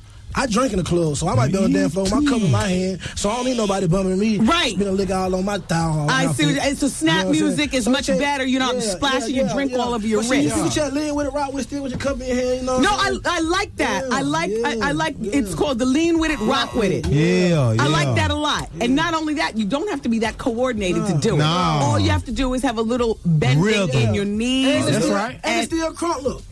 Yeah. Right? Yeah. Wendy got it. She got it. So now, what's next for you all? The CD is coming out on February 7th. Yes. On top of our game. On top of our game. Yeah. Are you touring the country? Are you doing a tour? We've been on promo, you know what I'm saying? When the album drop, we're going to put together a little tour, you know. Yeah. They working on that right now, but album is still February itself. So after that, we can determine whether we'll be on a big tour or whatever. Gotcha. Gotcha. Look, Yes. Spot dates. You were on the Bow Wow tour. I heard it was crazy for you all on that tour. Screen tour. And we ain't done yet. Holiday Jam, and we did the Oh I Think They Like Me Hitman DJ tour. Who did you guys bond with a lot outside of the four of you all being part of the group? Who'd you bond with, celebrity-wise, on the tour? Bow Wow. Yeah. Especially Bow Weezy, man. Yeah, Bow Weezy. Yeah. You got a relationship with Trey Songz? Yeah. Crib Brown. Nice. So everybody. Got real personal with everybody, man. You all seem like nice people. Get along with everybody. Yeah. And you got clear skin. Is anybody high right now? Yeah. Did you use Visine prior to coming in? No. You must not have gotten a good strain because everybody seems absolutely normal. Yeah, we stay normal. I'm saying that regular for us. It's regular. Oh, if you do it enough, then it doesn't transfer. Yeah. I see what you're saying. What's happening? I don't know. I'm just trying to detect any weird behavior. I mean, there's nothing crazy going on. There's no flaws within DLB, baby. I love it. So now, have any of the celebrity women tried to push up on you? Push it up on it. Like there's a little word about Jeezy and Keisha Cole. I love them together. If that's what's up, then they that's doing what's it for up. the hood, huh? Yeah. So what's the deal with women at all? Women, I got a girl.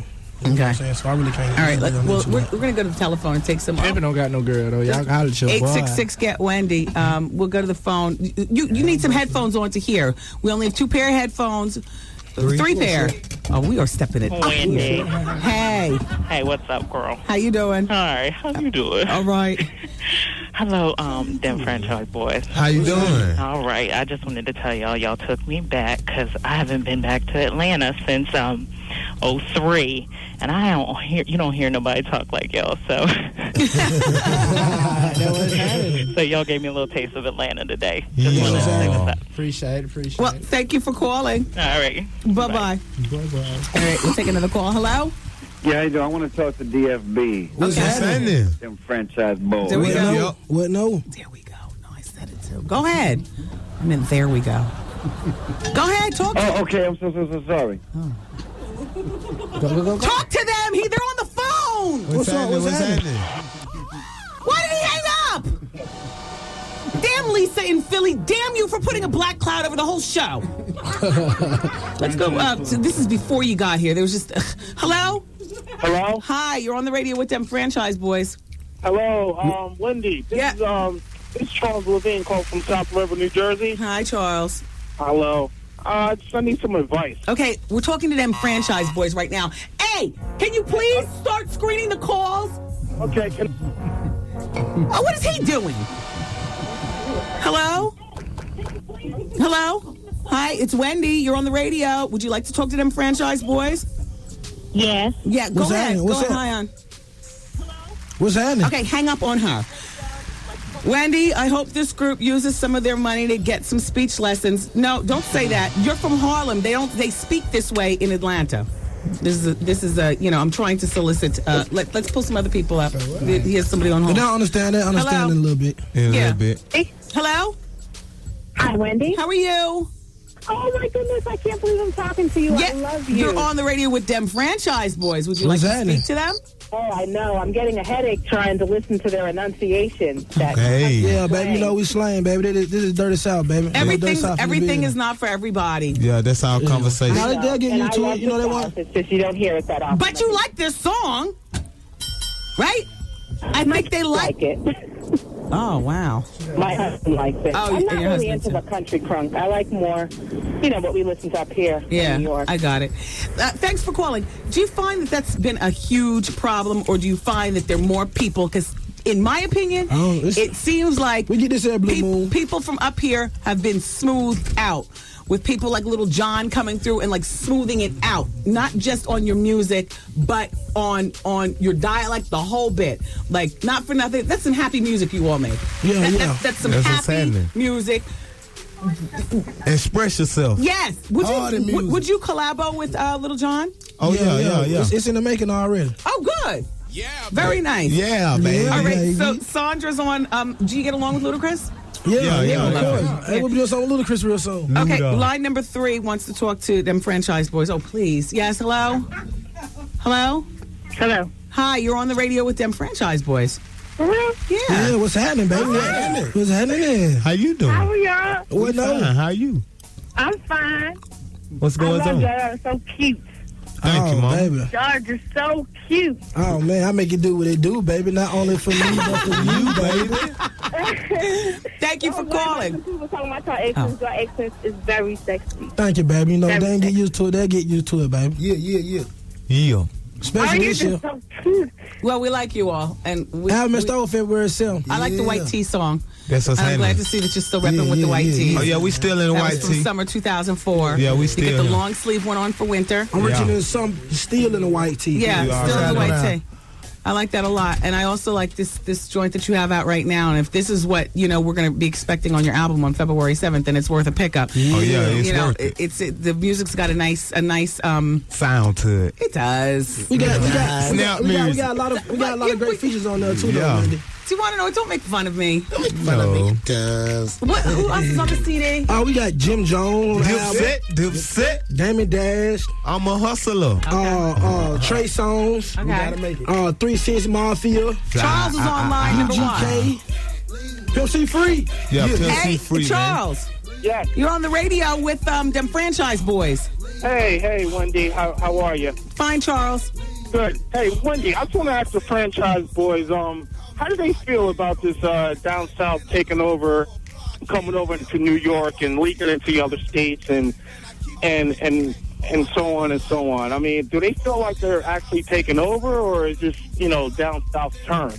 Oh no, man! Everybody. We've been in the batting cage. We've been on the batting cage for so long, man. Now we up the bat, man. We up to the plate for now, the man. fences. You know what I'm talking about? Just so happy, man, that we hit home runs on the pitches, man.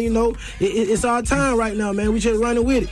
It also helps them when you, meaning a lot of the artists from down there, when you come to town. I don't hear a lot of crap that you all are starting at clubs and stuff like that. Like you all come to spread goodwill. You're not getting involved in the crap that ends up in the gossip section of the papers the next day. Yeah, and people I think like the vibe. They like the party vibe. Wouldn't you say, Charles? Yeah, absolutely. And I noticed one thing, that the South, they pretty much stick together. You do. That's like even when I asked you about that group, you just said who, and then we moved on. You didn't, keep going whatever the hell it was that we heard that was going on. We brought that money down there. Yeah, where to check it. And it seems like you're about more cohesiveness and more family with the music. Oh, yeah. We brothers. Yeah, before we got started, we did it for fun, man. It was a hobby. So we was always bonding the way we bond, know what I'm saying? Exactly. And now we get paid to do something we just like to do for fun. Isn't it fun to They do? make it more fun. It's more fun now. Yeah. Well, I want to thank you fellas for coming in. Thank you for having us. It's them franchise boys. Yep. DLB, baby. Oh, what do you say? DLB, baby. Hey. Yeah. So February 7th, that's when it happened. How you doing? How you doing? All right. How you doing? Hey. All right. Hey. You all. Say goodbye to our country cousins. We love you all. We'll be looking for you all in the stores February 7th. Yes, ma'am. It's them franchise boys. DLB, What's baby. Thank you, fellas. Happening? I like to see my guests walk out, and you're going to go into production and do some drops. Don't forget the how you doing. We got you. All right. How you doing? All right. Bye, fellas. All right. What is it? No, just go. I don't have time to take a break with some pictures. Go. Go? I'm sorry. Go ahead, Brown. Wait, your name is not Brown. You just have on a brown jacket. My name Buddy. Go ahead, Buddy. All right, Buddy. All right, hey. All right. Thank you, them franchise boys.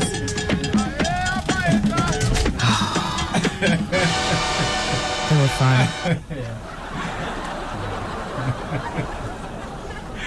They were fun. They're taking pictures outside and stuff.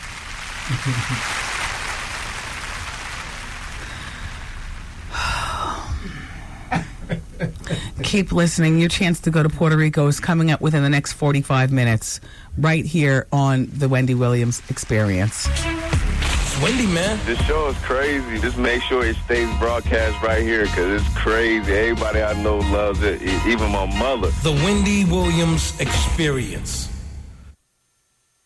107.5 WBLS presents the WBLS Getaway and Play Trip-A-Day Giveaway as we invite you to be our guest March 30th through April 2nd at the luxurious 5-star El Conquistador Resort and Country Club in Puerto Rico.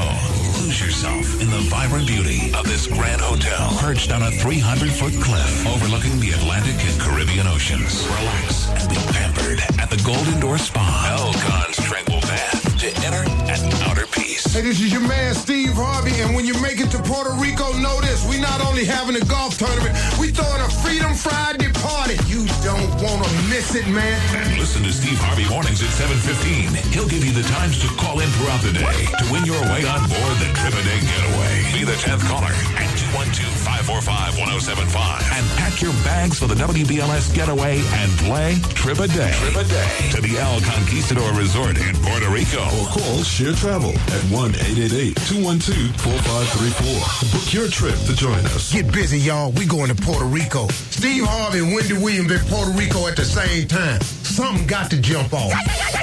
From 107.5. All right. WBLS. We're giving away a trip. And the next, truth be told, like the next 20 minutes. I'll be honest with you. But you got to listen for your cue to call in and win, okay? Them franchise boys are gone. They definitely elevated the mood. I mean, considering the weather and that girl Lisa. And how many of us know Lisas? And by the way, and shout out to Renegade Fox. Yeah, we all know Lisas. We all know them. And that's just it. Let me hear that Renegade Fox track. I wish we could play snap mode music for the rest of the day. This is like just some old happy music. You know what I mean? Shout out to the Renegade Fox.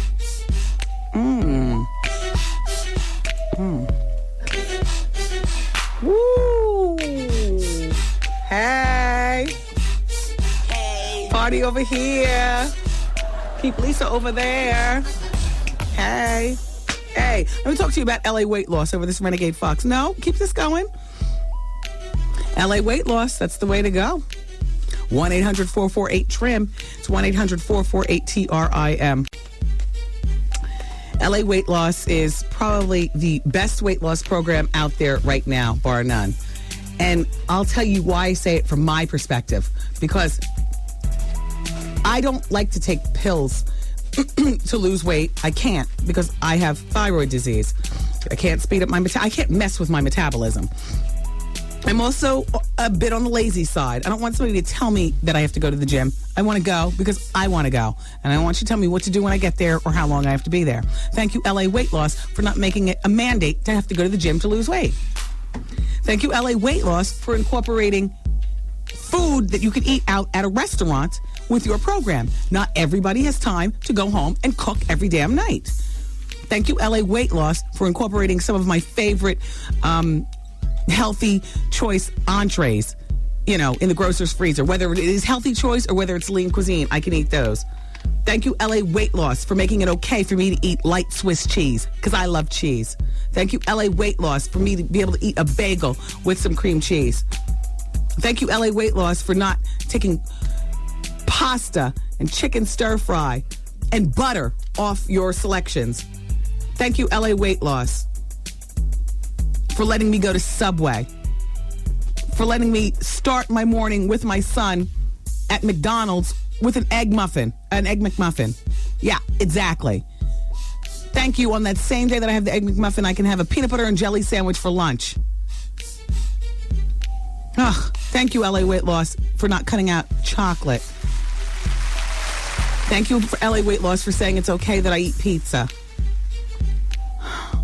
And most of all, thank you for having one-on-one weight loss counselors that pick you up when you're feeling down, that encourage you when you're doing well. Thank you, LA Weight Loss, for being here for me and the rest of my overweight brothers and sisters. Thank you, LA Weight Loss. Now, I would like for you, if you'd like, to take down their telephone number. Find out more. Millions of people have lost millions of pounds. Come on. Turn this back up. I think they might have gotten offended when I called it the Gay Vogue. But, you know, that dance. I mean, that's like trying to make the Harlem Shake look masculine. Let's face facts. Certain things only look right when girls are doing it. But dude freaked it, though. He looked good and blockish while he was doing it. But he's big, exactly, and his shoulders going. Plus, he had the screw face on. You can't be all, happy in the eyes while you do it. Anyway, 1-800-448-TRIM. It's LA Weight Loss. 1-800-448-TRIM. Don't forget to log on to WBLS.com to find out all there is to find out with what our radio station is doing. One of the things that we're doing is we're big sponsors of TV 411. It's a way for you to improve your reading and writing and math skills by watching TV 411. Now, it comes on Channel 13. I can tell you one of the days that it comes on is 12:30 p.m., right at lunchtime. And you are still listening to Win Your Way to Puerto Rico, right? The 5-star luxurious El Conquistador Resort in Puerto Rico. We've already secured Keisha Cole to perform at my big private island beach party. Yeah, on Saturday night, which is like, that's the big night. Wow. Thursday, I'm broadcasting live. We're going to have a broadcast party around the pool with the drinks and so on and so forth. If you don't want to be around the pool with us, fine. There's over 10 other pools you can choose from. You're not relegated to flock with us. You paid your money. This vacation is not exactly cheap. You do what you want on the trip, but we're offering you options. Thursday night, I'm getting that karaoke thing going on. Can you believe I've never done karaoke as much as I love to sing? As much as I love to sing, I have never done karaoke. So Thursday night, we're doing karaoke. And then Friday, it's another broadcast around the pool. Choose another pool if you don't want to be a part. If you do, fine. It's going to be fun. And then Friday night, the Wendy Williams Comedy Experience, starring Capone the Gangsta of Comedy and another slew of comedians. We're bringing them down.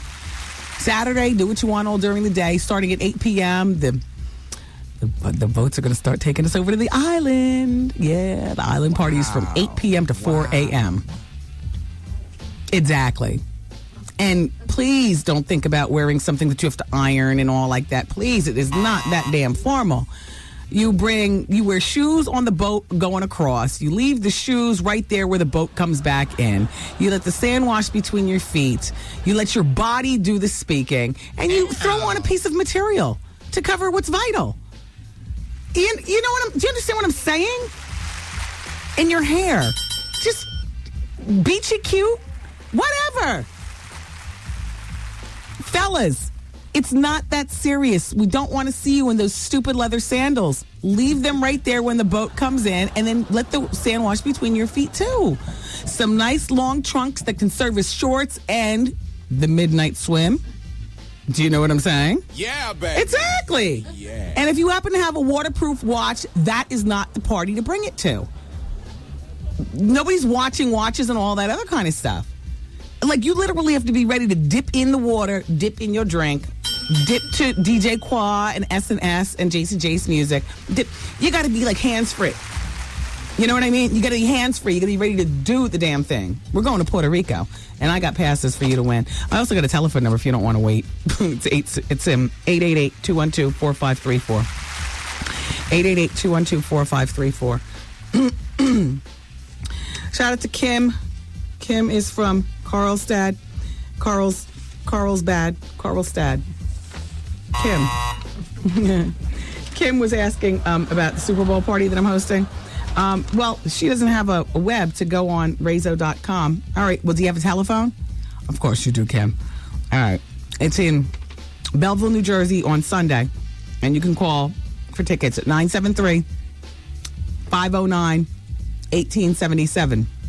But if you live near Montclair or in Montclair, you can go to the Heat and get tickets.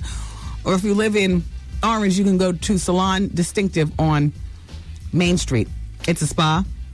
If you're in Newark, then you can go to Hunt, Hamlin, and Ridley, the law firm, and get tickets for the Super Bowl party. Or you can just go to the website at rayzo.com, RAYZO.com. And I'll see you Sunday. All right. Yeah, we're going to continue. And we'll be back. We got those passes for Puerto Rico coming up. Keep it right here, everybody. It's Wendy until 7 on BLS. Yeah, what up, y'all? It's your boy, Jada Kiss. You already know what it is, baby. D-Block, J-Hood, Chic Luch, Styles P, Super, to everybody. Right now, you listening to Wendy Williams Experience, baby. Wendy, you know I love you, baby. Wow. Yeah, Wendy!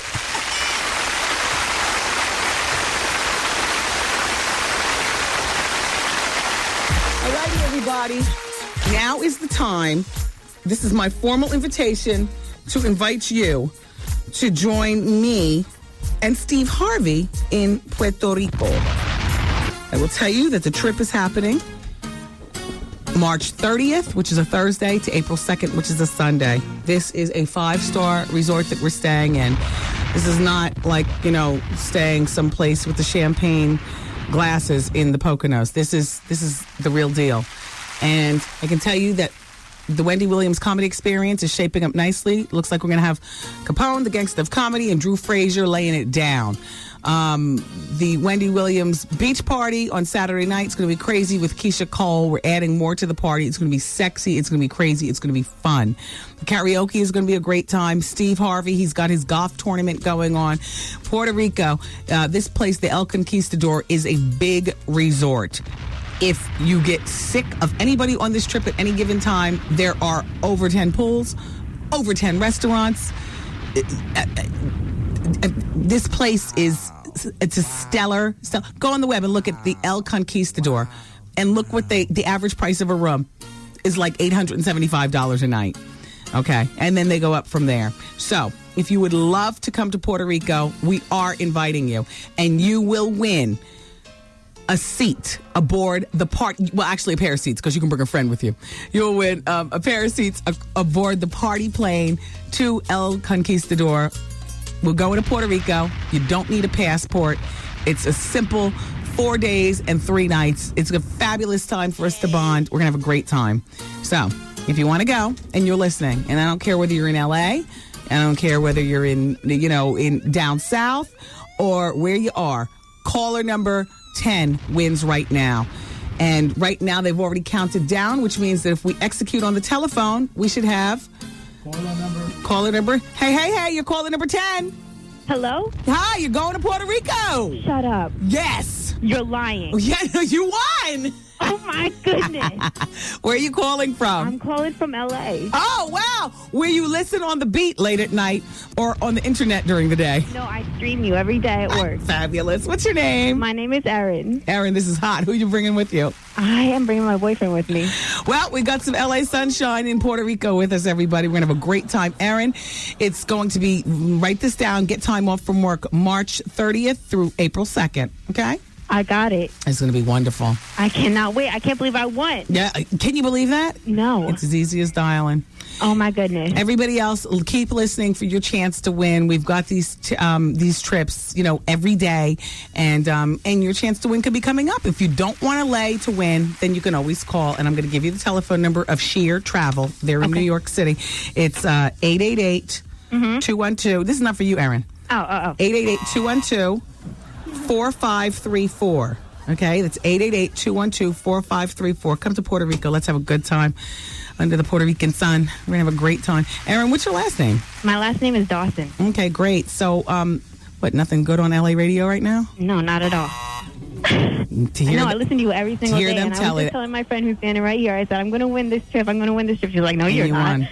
Let's see, it's in the middle of the afternoon. To hear them tell it, the LA, program directors and stuff, the radio is so fabulous that there's no room for the Wendy Williams experience. So they bury me overnight. No, I can't believe that they have you on at that hour. That's why I have to see you right now.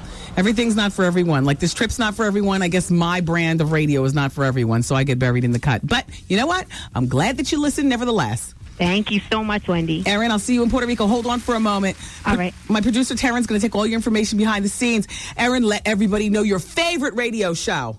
WBLS. No, your favorite radio show. Oh, Wendy Williams. All right, that's fine, Aaron. Hold on a moment, please. It is what it is.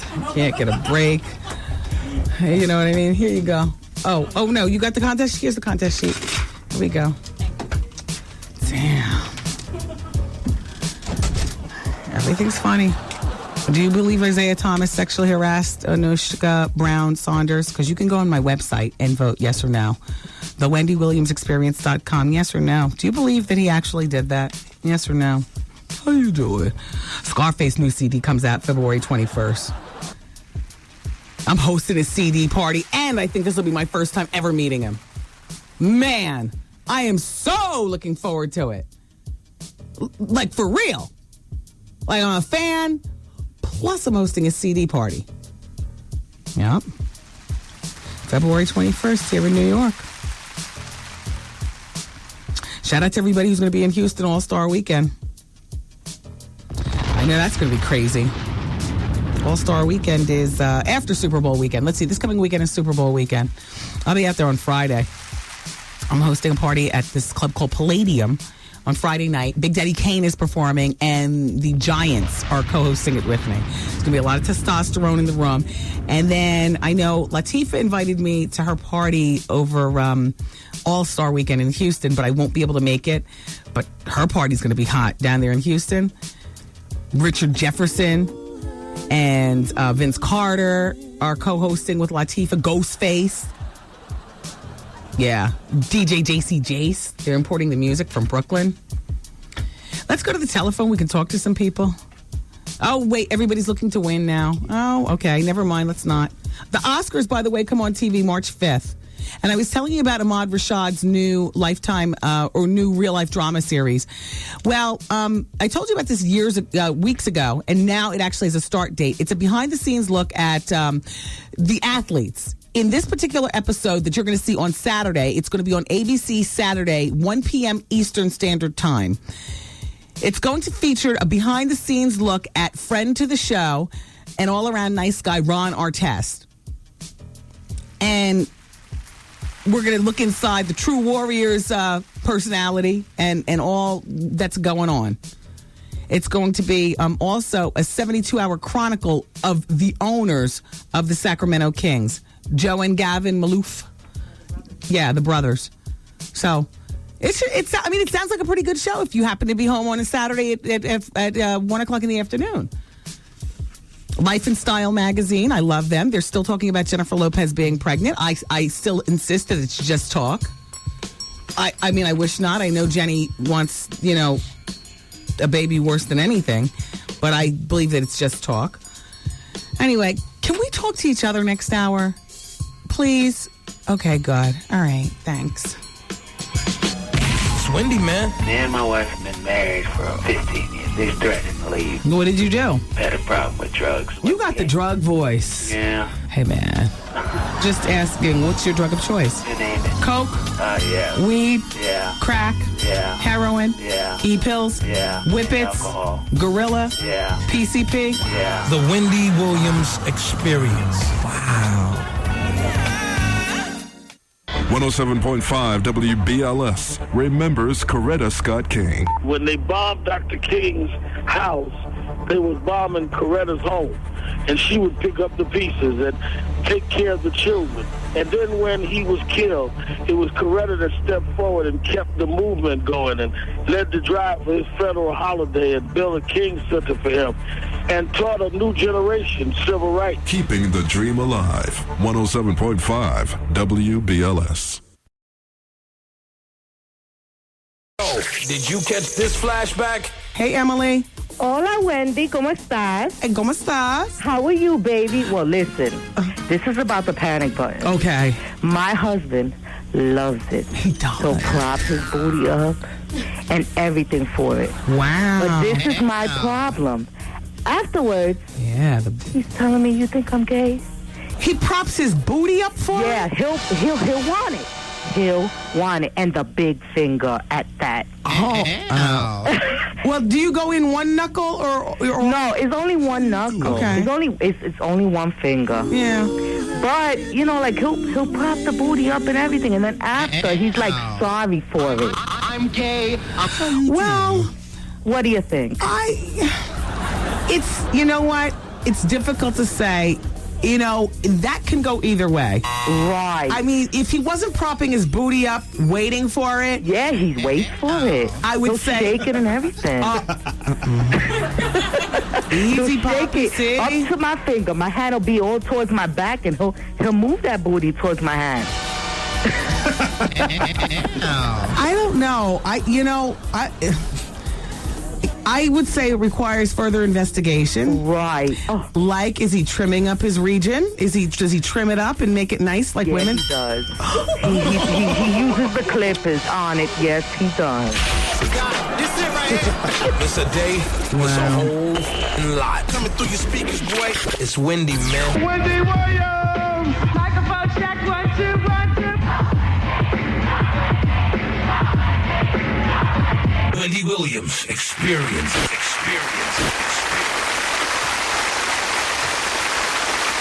I am trying to be more open-minded, but I feel as though if a man is trimming up the area, there's something. How you doing about that? How you doing? I wonder what Coretta Scott King wanted for the King Memorial. Did she want it to stay in the family or go to the government? Because, you see, the 4 kids, they're divided. 2 wanted to stay with the family, and 2 wanted to go to the government. So it would seem to me that they're probably going to do whatever mom wanted at this particular point. And no, Janet, I did not see The Flavor of Love on Sunday night, but I will be watching ad nauseum over the weekend. Thank you, VH1, for that show. I'll tell you what, with Oyster out of the way, New York is, well, she could possibly, I thought Oyster would win, though. You know, I thought Oyster would win. Anyway, does Halle Berry know how to pick him or what? Have you heard this already? The Versace model, the white boy that she's dating, Gabrielle Aubry, he is very popular with the ladies there in Miami. They say he makes Eric Benet look like an altar boy. And they said that while Halle was at Angela Bassett, who, by the way, the surrogate mother delivers the twins on the 27th of this month. Oh, she had them already. Oh, good. Oh, well, congratulations, Angela and Courtney B. Vance. So while Halle's busy celebrating at the baby shower this past weekend, they say, Aubrey was driving around Miami on the prowl in his vintage Camaro convertible, chasing young women around the clock is how they put it. Here's what somebody says. He wants to be famous and he will use Halle to get there. Why not? She puts herself out there. I mean, she's ripe for the plucking. It's not really use. It's called take this opportunity. You know, I mean, there's nothing wrong with seeing opportunity in somebody else, as long as you don't have bad feelings in your heart. Right? He has a place on the beach, and he pretty much chases whatever's around. That's what Sean Peterson says. And he's a model and co-owner at Wilhelmina. He says, I was with him this weekend. The craziest thing is he was playing a round of golf. Oh. I don't know. All I know is Halle, she definitely knows how to pick them. So, Tracy Morgan, friend to the show. We were just talking about him yesterday, not using condoms, talking about it at the club, right? Tracy was from Saturday Night Live. We know him. We like him. He's a friend to the show. He's a family man, too. But when he drinks, forget about it. All bets are off. He is like a wild animal. Like he's like a party animal, you know? So apparently he was in a club over the weekend and they had condoms displayed in the bathroom and he saw a pretty girl pass by. He grabbed a condom. He said, I might need this for later. And then he leaned back. He said, you know, who am I kidding? I don't even use them, and put them back in there. And it's like, I know how you're looking at the radio now, but you don't use condoms every time either. And some of you all don't use condoms at all. So stop judging Tracy Morgan. It's just that it's not politically correct to say you don't use condoms. Like that's not like a cool, responsible thing to say or do. But to say or do. So in the meantime, do you know that he's headed for court? He pled not guilty on charges of DWI last Thursday. Well, excuse me, was the last Thursday January 13th? Okay, well, whatever it is, 2 misdemeanor charges of driving while under the influence of alcohol. He was arrested in Los Angeles back in December.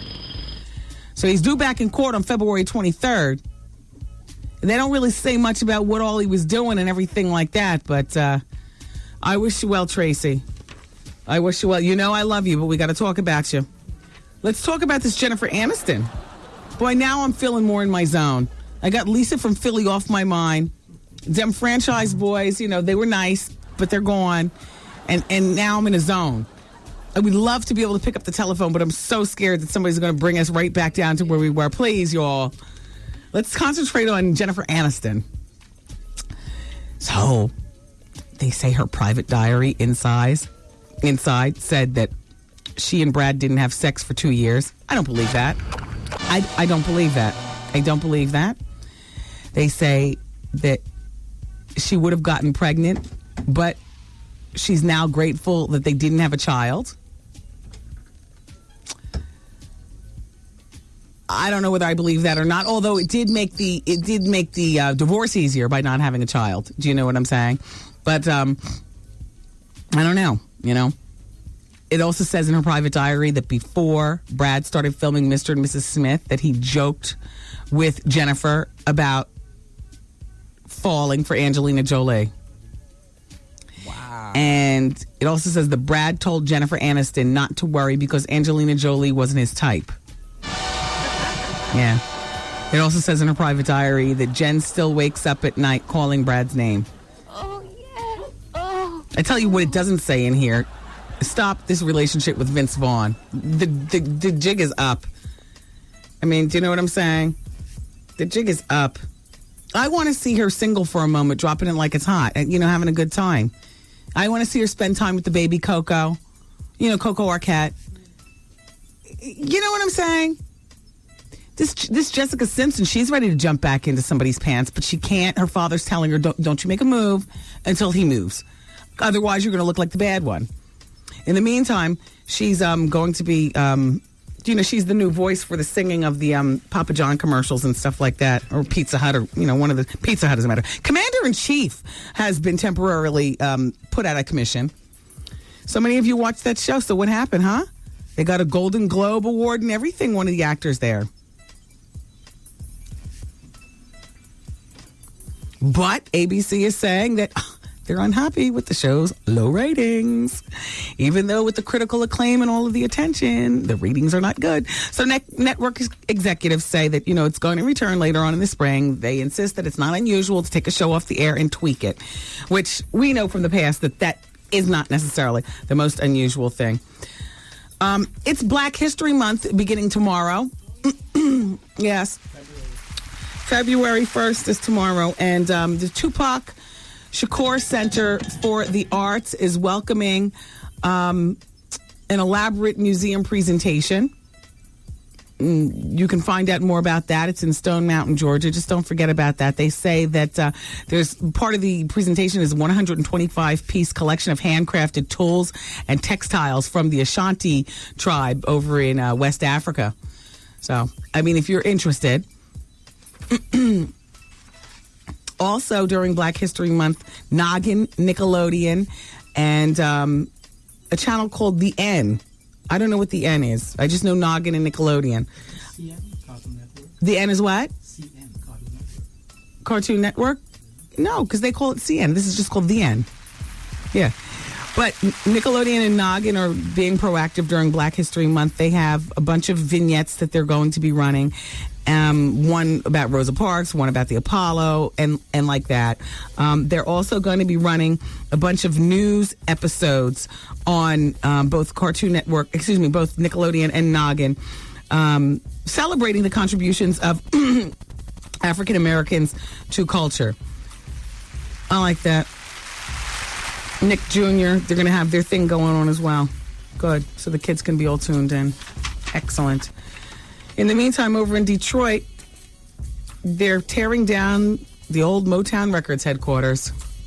I don't know why you're so surprised. Tear it down before they burn it down. You know how Detroit is. That is a piece of musical history, and the city has decided to put the demolition crew on it. They're going to put, are you ready for this? A parking lot to handle the thousands of tourists expected for Super Bowl. So apparently the parking lot's already there because Super Bowl's Friday. When is this story dated? Oh my gosh, it's dated last Thursday. Well, it doesn't take long to tear down a building and just put some tar over it and throw a few lines up there. Damn, all those years to build it. They tore it down over the weekend. It'll be a parking lot next to... Ow, party! Wow. Wow. Shut up, China. Wow. It's been abandoned for more than 30 years. Yeah. And that's when Motown left Detroit and went to Hollywood. They left behind all the old tape machines, office furniture, they say boxes of paper records, including letters from aspiring singers and stuff. Wow. There was a bunch of historic stuff pulled out of the wreckage. Yeah. There was one room with Marvin Gaye's desk and another one where they found personal notes to his wife. Gee, I wonder how they read. Can you believe that? Yeah, they tore it down. So long, Jackson 5. Oh, well, Lionel Richie. Four Tops. Get out of the way. The ball is coming through. Smokey Robinson. Watch out now. Yeah, that's terrible. But there'll be more parking for Super Bowl, and I guess that's what they want to achieve. So great. Great. Do we have any time? Oh, by the way, Martin Lawrence was missing his weed. And he's going to continue missing it because he says sobriety is the best. You know, Martin was getting high for a long time. So he talks about weed, but weed is code word for all that crap I used to do. He says he misses it. This is what his quote is. First of all, the man is celebrating. He made like $23 or $28 million in the first weekend of his new movie, Big Mama's House Open. There were people giving it 0 stars, so, he beat the odds. He says, I wish I could still smoke because I loved it. It does something to me. A lot of people, after they get off everything, they say, oh, I don't miss it or whatever. I like that he's honest enough to say, I loved it. He didn't even say I liked it. He didn't say that I don't smoke. He says, I wish I could still smoke because I loved it. It does something to me. I started to see trees move and I was hallucinating. Excuse me, that was more than weed, but he's gonna keep it at weed because that's what we offenders do. We just call it weed. With me, I call it an offender because I wince when I think about what I was up to. I wince. He said, I started to see trees move and hallucinating, and the basketball court was coming for me. Yeah, I remember one night in D.C., I smoked some of that Love Boat. That's with the embalming fluid. Just one time, I did just one time. That's the nutty. That was in the 80s. Wow. It was crazy. I don't want to tell you who my partner in crime is, but I speak about her a lot on the show. Yeah, no, that's crazy. But he's sober, and he's making movies, and he might not be the star that he was, but you know what? He's sober. I was just thinking about that on my way home yesterday. I was thinking, what is a thing that I'm most grateful for in my life? Most grateful? It's easy to say, love or, having my son or my health and all like that. But you know what I'm most grateful for? Sobriety. Sobriety is king. What? Once you've been through it and you realize, there are things that happen all the time where I'm like, damn, I wonder how I would have handled this if I was still getting high. And I am just so grateful. So I'm so grateful for sobriety. That is the one thing that supersedes everything else going on in my life. Because without the sobriety, all the other crap would have already caved in. You all keep it where you got it. We are going to the phones next. It's the Wendy Williams Experience, and I'm glad to be here. I am looking for a type of job in which I can teach females how to give good professionals. I'm very interested in that. I'm very good at it. The Wendy Williams Experience. 107.5 107.5 WBLS presents the WBLS Getaway and Play Trip-A-Day Giveaway as we invite you to be our guest March 30th through April 2nd at the luxurious 5-star El Conquistador Resort and Country Club in Puerto Rico. Lose yourself in the vibrant beauty of this grand hotel perched on a 300-foot cliff overlooking the Atlantic and Caribbean Oceans. Relax and be pampered at the Golden Door Spa. El Con's tranquil path to inner and outer peace. Hey, this is your man, Steve Harvey, and when you make it to Puerto Rico, know this. We not only having a golf tournament, we throwing a Freedom Friday party. You don't want to miss it, man. And listen to Steve Harvey mornings at 7:15. He'll give you the times to call in throughout the day to win your way on board the Trip-A-Day Getaway. Be the 10th caller at 212-545-1075 and pack your bags for the WBLS Getaway and Play Trip-A-Day. Trip-A-Day to the El Conquistador Resort in Puerto Rico. Or call Share Travel at 1-888-212-4534. Book your trip to join us. Get busy, y'all. We going to Puerto Rico. Steve Harvey and Wendy Williams in Puerto Rico at the same time. Something got to jump off. From 107.5. All right. WBLS. Okay. Hello? How you doing? It's the Wendy Williams Experience here on WBLS 107.5. Special shout out to my friends up in Harlem at Ounce by Ounce. Love your hair. They got that thing on a smash, Ounce by Ounce. They weft it up in the back and sew it up on your head and wash your natural hair in the front. One-stop shopping. Love that. Wow. Let's go to line number 1. Charles is in New Jersey. He wants advice on his relationship. Hi, Charles. How you doing, Wendy? Fine, thanks, Charles. How are you? Good. Or should I say, how you doing? Okay. All right. Okay. Wendy, listen, I have a problem. I need some advice. Mm-hmm. Wendy, I've been going out with my girlfriend for 2 years. I love her to death. I cheated on her one time, but ever since then, she hasn't been giving me any sex. I just don't know what to do. We talked about it. I explained to her that, it's a natural thing, that I needed. Yeah. How come you cheated? Was it because the other woman was just there because the opportunity was right, or because of the lack of sex from your relationship with your girlfriend? Oh, well, Wendy, it was the beginning of relationship, and temptation was high. Yeah.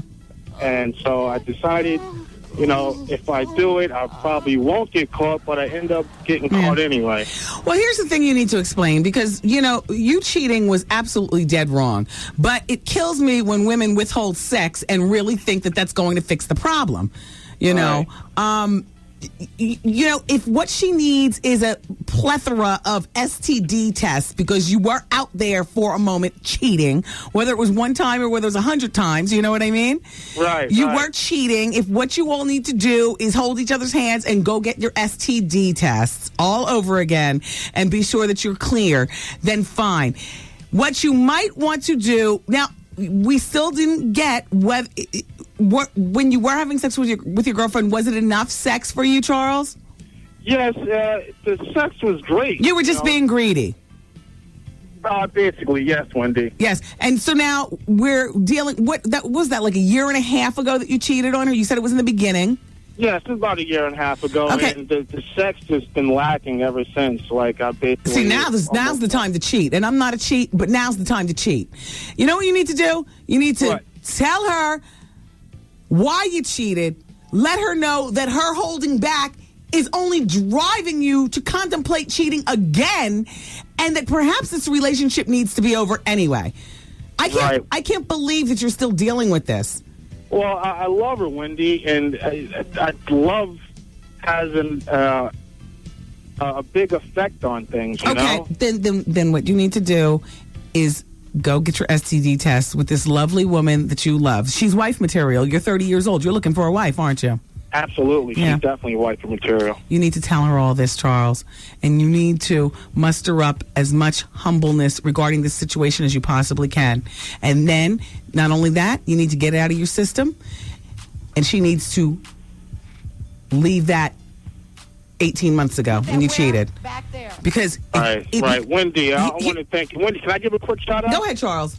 Okay, I'd like to give a shout-out to my boys in South River. This is Big Chop talking. I'd like to give a shout-out to my girl, Kim Reynolds. That's what I was just talking about. And to you guys up there, Wendy. I love you Thank you, Charles. Thank you. All right. See, because here's my thing. And, I done been a woman scorned and whatnot. But you know what? If you're going to choose to stay with somebody, then you will not bring up what the hell happened back then in my face every time we go at it. You're going to stick to the damn topic of why it is that you leave your drawers on the floor. And you're not going to throw into it drawers with the next man's semen in them. You see what I'm saying? I cheated 2 years ago. Why are we still dealing with this? Can we move on? We're talking about you burnt the food again, or you overspent the mortgage money again. We're not talking about cheating. In my opinion, that's what grown people do when they choose to stay in relationship after being hurt in such a bad way. Now, it's only human nature for you to wonder every time she comes in the door, was she with the next man? It is 11 o'clock at night and H&M closed at 9 and she came in with no bags. So what the hell she been? That's only natural. But guess what, Duke? Keep that to yourself. Keep that to yourself. She doesn't want to hear that crap from you. It's been 2 years since she cheated. Grow up. And start giving up the sex again. This whole thing with withholding sex, like you're punishing somebody. Dude, you're only chasing her to the next man faster. You understand what I'm saying? Like cheating is like the absolute worst. But if you're going to stay, you got to learn how to get over it. I didn't say forget it. I didn't say trust like you used to. Hell no, you better never trust like you used to. You know what I'm saying? You don't want to be caught out there with nothing. But you know what? Grow up. Grow up. Sex is just sex. Dude loves her like wife material. Bitch, get over it. Get over it. I'm sorry. Get over it. She's withholding sex for 18 months. I would have been up in something new. After breaking up with her, of course. I mean, I'm just saying. What the hell is that? And I'm a woman talking. I need it. Now. And I need you to act like you want to give it to me, not like I'm raping you for it. I admit I was greedy. I admit I thought I could get away with something. You're living, baby, I love you. Wifey boo-boo material. You heard Charles. You know, he can kick the game, Charles. You know, lay it down and get your sex tonight. Or leave her before kickoff on Sunday. She can't get over it. Imagine how, if you get married, how the hell long she's going to be dragging out the other fights. I cannot stand a fight dragger outer. Stick to topic. Let's fight about this. Don't bring all this other kind of crap in here. Ladies, I'm sorry if I'm making us look bad right now, but sometimes it's us doing it to men too. We cheat too. Nick, get over it. I wanted something new. That was 2 years ago. Stick to topic. We're talking about the grass needs to be cut. Not me looking at them standing outside cutting it. That's not my type. As long as you're asking, why do you keep bringing that up?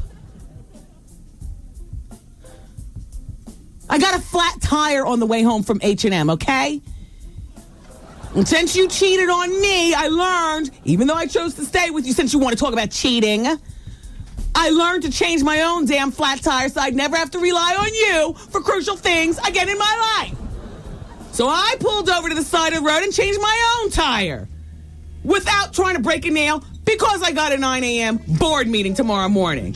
So if you want to know where I was on the side of Route 3 changing my damn tire. Put that where? Back there. Now take off your clothes and let's have some sex.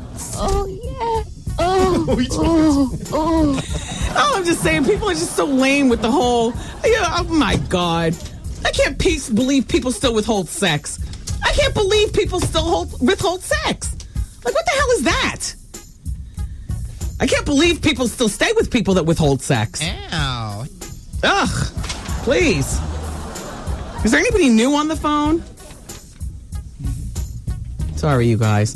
I really don't know what it is. There was no full moon last night, and I'm not down for the period until like the 20s, 21, 22, 23. I don't know why. Hi. Hey, Wendy. How are you? I'm good. Good. I disagree with the advice you just gave to that caller. Okay. Yeah. Honestly, you shouldn't withhold sex, and if your man cheated, get over it. But if I'm gonna stay with you, you got to give me my time to, adjust to what just happened. Absolutely. And let me move on. Yeah. I used to pop the coochie like a rubber band for you. Right. It wasn't good enough for you. So you went out there and got more. Now you expect me to get over it and pop it again? Are you crazy? Here's the thing. I think that there should be a time of, and only you could determine what that time of actual suffering that the whole couple experiences. Exactly. Only I could determine that. And if he's going to suffer, let him wait. He cheated. He have the option to go. But he could wait until I'm good and ready. It's been 2 damn years. Deal with it in therapy. Deal with it within your own mind. Wendy, it could have been 10 years. I don't care. I'm not waiting 10 years for you to get out.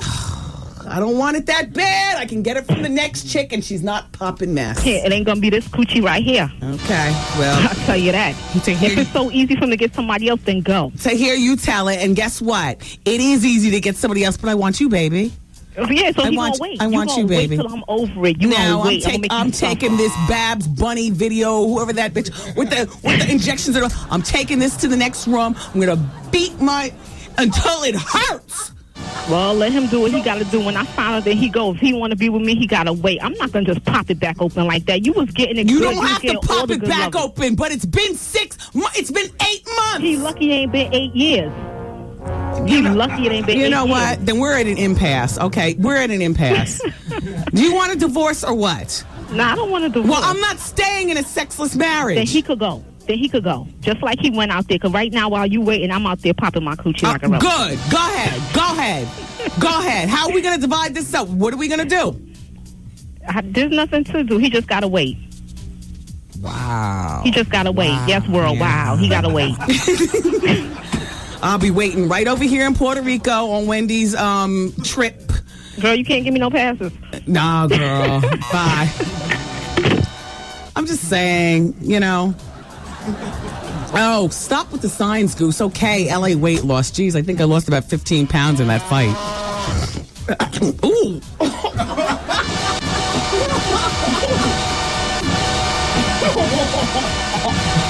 Oh, no, I didn't spit. I swallowed it back. 1-800-448-TRIM.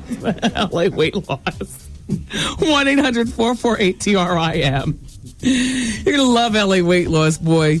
They don't boss you around, make you go to the gym. They don't tell you have to weigh your food, measure stuff. They don't tell you can't eat pizza and all the kind of stuff that made you fat to begin with. They just teach you how to eat in moderation.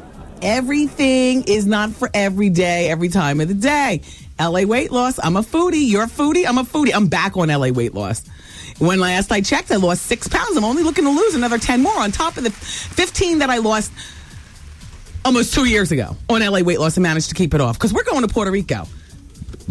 Excuse me. 1-800-448-TRIM. Find out about LA weight loss. Find out what millions of people lose. Find out how it's safe, it's healthy, and it's affordable. Find out why it is that doctors recommend LA weight loss ad nauseum, if you will, to their overweight patients who want to lose weight. Find out the easiest way for you to lose 75 pounds, 100 pounds, 25 pounds, 10 pounds. LA weight loss. Find out about LA weight loss. 1-800-448-TRIM. It's 1-800-448-TRIM. Nice, easy number. And I wanted to talk to you real quick about St. Ives 24-hour moisturizer. It's good. It's affordable. Why not? St. Ives. Not only that, but St. Ives, well, they're proud sponsors of the U.S. ski team and the snowboard team. Imagine what their skin goes through. Exactly. This 24-hour moisturizer is exactly what it says. It's not greasy. It works its way into your skin. You don't have to go and lotion up all the damn time. It's St. Ives 24-hour moisturizer. And it's available at Dwayne Reed and just regular places. You don't have to go to the booth, to the back, to the corner, to the dark, and wait for the delivery and pay all this money. These people, they promise all this fancy stuff. You're paying $90 for moisturizer? Are you kidding me? Are you kidding me? St. Ives 24-hour moisturizer retains the moisture all day. There's no need for application. It absorbs fast and it's not greasy. Leaves your skin soft for the next man. St. Ives. And I'm out. Said I got raped in jail. Picture that. Revenge is a payback. You get Wendy Williams and I'm break back on the next down your throat. Anybody ever see Wendy Williams' fat ass? I'm about to put a $20,000 hit through Jenny Craig to come find your ass and put you in a fat farm. Thug life, outlaw, west side. This is Tupac, so you know who said it. Experience.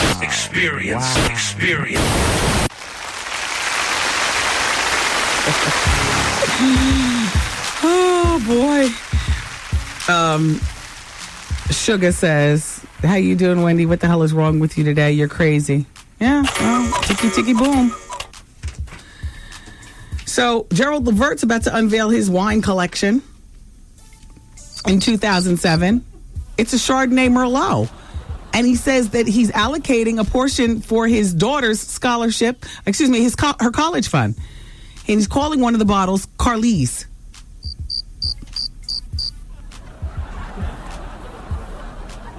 Okay. Jam Master Jay, his 41st birthday is upon us. And Sticky Fingers and a Canadian music personality have done a series of public service announcements. When is his actual birthday? It's coming up is it in March or February? I don't know his actual birthday. Jeez. I don't know when it is. I can tell you one thing, hit the music, because it's very, very sad. A witness who attended the January 13th funeral of Lou Rawls has the exclusive drama that went on between his widow, Nina, who's 35, and his middle daughter, Luana. I forgot to ask Bobby Brown about Luana Rawls. That was way before Whitney, though. Anyway, they say that Nina, the widow, invited Luana to the funeral, but a friend of Lou's says that Nina refused once she got to the funeral to allow Luana to see her father at the funeral home. She said if Luana wanted to go, she could go with the public like everyone else. Wow. In the meantime, Nina said that, she had filed a police complaint against Luana. Nina is claiming that Luana took all of her father's jewelry, including his wedding ring, his Grammys, his gold plaques, and his albums. And a close friend of Luana's said that Lou instructed his road manager to remove those things from his Arizona home in a notarized letter. Luana wasn't trying to get his money. She never wanted anything like that. She grew up the daughter of Lou. She grew up privileged, for Christ's sakes. At this point, Luana wants to get the money because she doesn't want it to go to the widow, Nina. Actually, Luana told her father, prior to his death, give it all to UNICEF if you want to. United Negro College Fund, the UNCF, if you want to. But don't let her have the money, Daddy, because of what she's done to you. So sources say that Lou Rawls heard a tape of Nina's phone message to Luana prior to him passing, and that the message made him realize, whoa, wait a minute. Who is this witch that I'm married to? Well, she doesn't love me one bit. She's a user. I got to do something. So 3 days before he died, Nina brought several lawyers to the hospital room. That's the widow. And had him sign papers retracting everything. But he wasn't in his right mind. He wasn't competent to do that. And it was under duress. So now Nina gets everything. You see, because prior to his divorce, he was trying to have the whole marriage annulled. He never got to the point of the annulling. 3 days before he died, Nina got wind of, all this annulment talk, brought her gangster lawyers to the hospital room and tried to get him to sign something, saying that everything... Anyway, it's crazy. 3 days before... So in the meantime, you want to know how they met? Well, they say that Nina met Lou 5 years ago when she was a flight attendant for Continental. Not that there's anything wrong with that, but I'm just saying, boy, what a captive audience you have. Coffee, tea, or me? Say. Lou was arrested and released on domestic violence charges back in 2003. The charges were eventually dropped. They ended up marrying New Year's Day of 2004, right after he was diagnosed with cancer. Boy, isn't that perfect? Marry him, barely any sex. You know, he's all sick and pilled up. You know, out of touch. I can be out here hot and popping, you know, getting my 35-year-old on. So, if you ask why Nina seemed to have such a hold on Lou, a source says she was a 33-year-old girl. He was a 68-year-old man with cancer.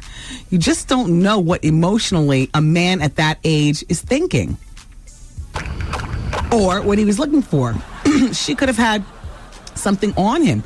Maybe from the domestic violence thing.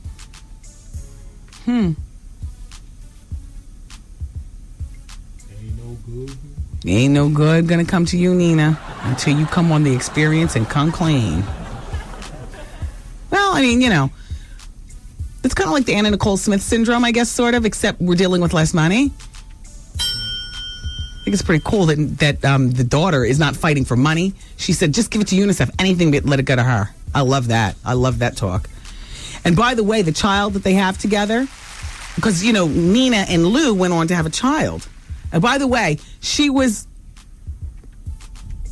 they say that she was in very bad shape when they got married. But, you know, even though she had a job and everything like that, you know, in other words, she got with him and she got brought up. And the child that they have together, or they had together, is adopted. So now you can see perhaps where Luann and the rest of the kids are like, it's not mine. You know, the baby's only one of those witty bitty, you know, like less than like a whittle, like maybe when Lou was pilled up and she forced his hand on the papers, or, you know, I don't know. I'm just talking to you, my friends. We can go to the phone for a couple of more minutes. That's too bad about Lou Rawls, though. Hello, hi, it's Wendy. Hey, Wendy. I'm calling about advice. Okay. Okay, I need advice on my relationship. Oh. Okay, what's going on? How old are you? I'm 25. Mm-hmm. He's 25. Mm-hmm. Okay, we've been together for over a year now. Mm-hmm. And he spent around 24... we spend around 24 hours together, like we work together, we're always together. Wow. And around Christmas, he found out that his ex had a baby. And they took the test, and it's his. Okay. And the baby is about 10 months now. Mm-hmm. And I'm having a real hard time, like, dealing with this. Mm-hmm. I want to know if you had any advice on how to get over this, how to work things out, if possible, or anything like that. And have you been with him for a year? Yeah, a little over a year. I'd leave him. Unfortunately, you're wrecking your work life and all like that. Why should a young, pretty girl like you have to deal with him adjusting to being a new father? Goodness only knows what type of intimacy they share, whether it be words or physical, when he goes over to see this baby. Why do you need this headache? Why do you need this? Why do you even need the headache, such a young girl, of even being on the telephone asking about a relationship like you're a grown woman? I know, Wendy. You have fun. Feelings are involved. I understand. Well, if you can't adjust to him having this baby, then I would suggest leaving the relationship. You're right. He's got no extra money for you. No. He's got no money to take you to Puerto Rico. No. Because it all goes to the baby. Yes, no. A young girl like you, all attractive and smart, you deserve better. I'm not saying he's a bad guy. I'm just saying you deserve better. Yeah, because he's such a sweetheart, but this is like the one thing that I can't get over, Wendy. Listen, you're like me. I wouldn't have been able to get over that either. I would have moved on. Yeah. Yeah. All right. I wish you well. Thank you, Wendy. You take care, honey. I love you like a big sis. Thank you. Bye-bye. Bye, Mommy. Bye-bye. Bye-bye, Mommy. Wait, is the Mamacita the older one or the younger one? Mamacita? Bye-bye, Mamacita. Bye-bye, my little bambino. I love you guys for listening today. Thank you so much to them franchise boys for coming through and showing the love to the show. And I appreciate you guys listening today as well. God willing, we'll all be together again tomorrow. Take care. Bye-bye. Peace party, people. See you later. I'm saying bye-bye. Good night. Program complete.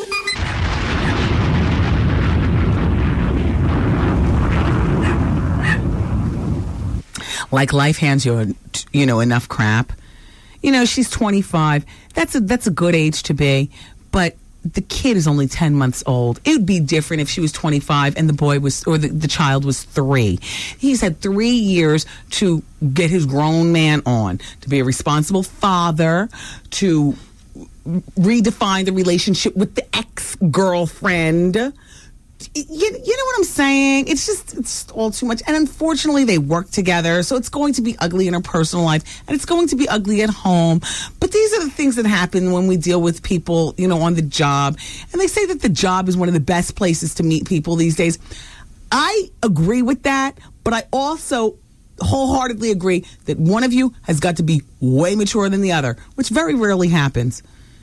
Otherwise, it becomes very sloppy and unprofessional at work, and if I was the boss, I'd fire both of you. You're not bringing that crap up in here again. You know what I mean? Guess that's why I'm not the boss.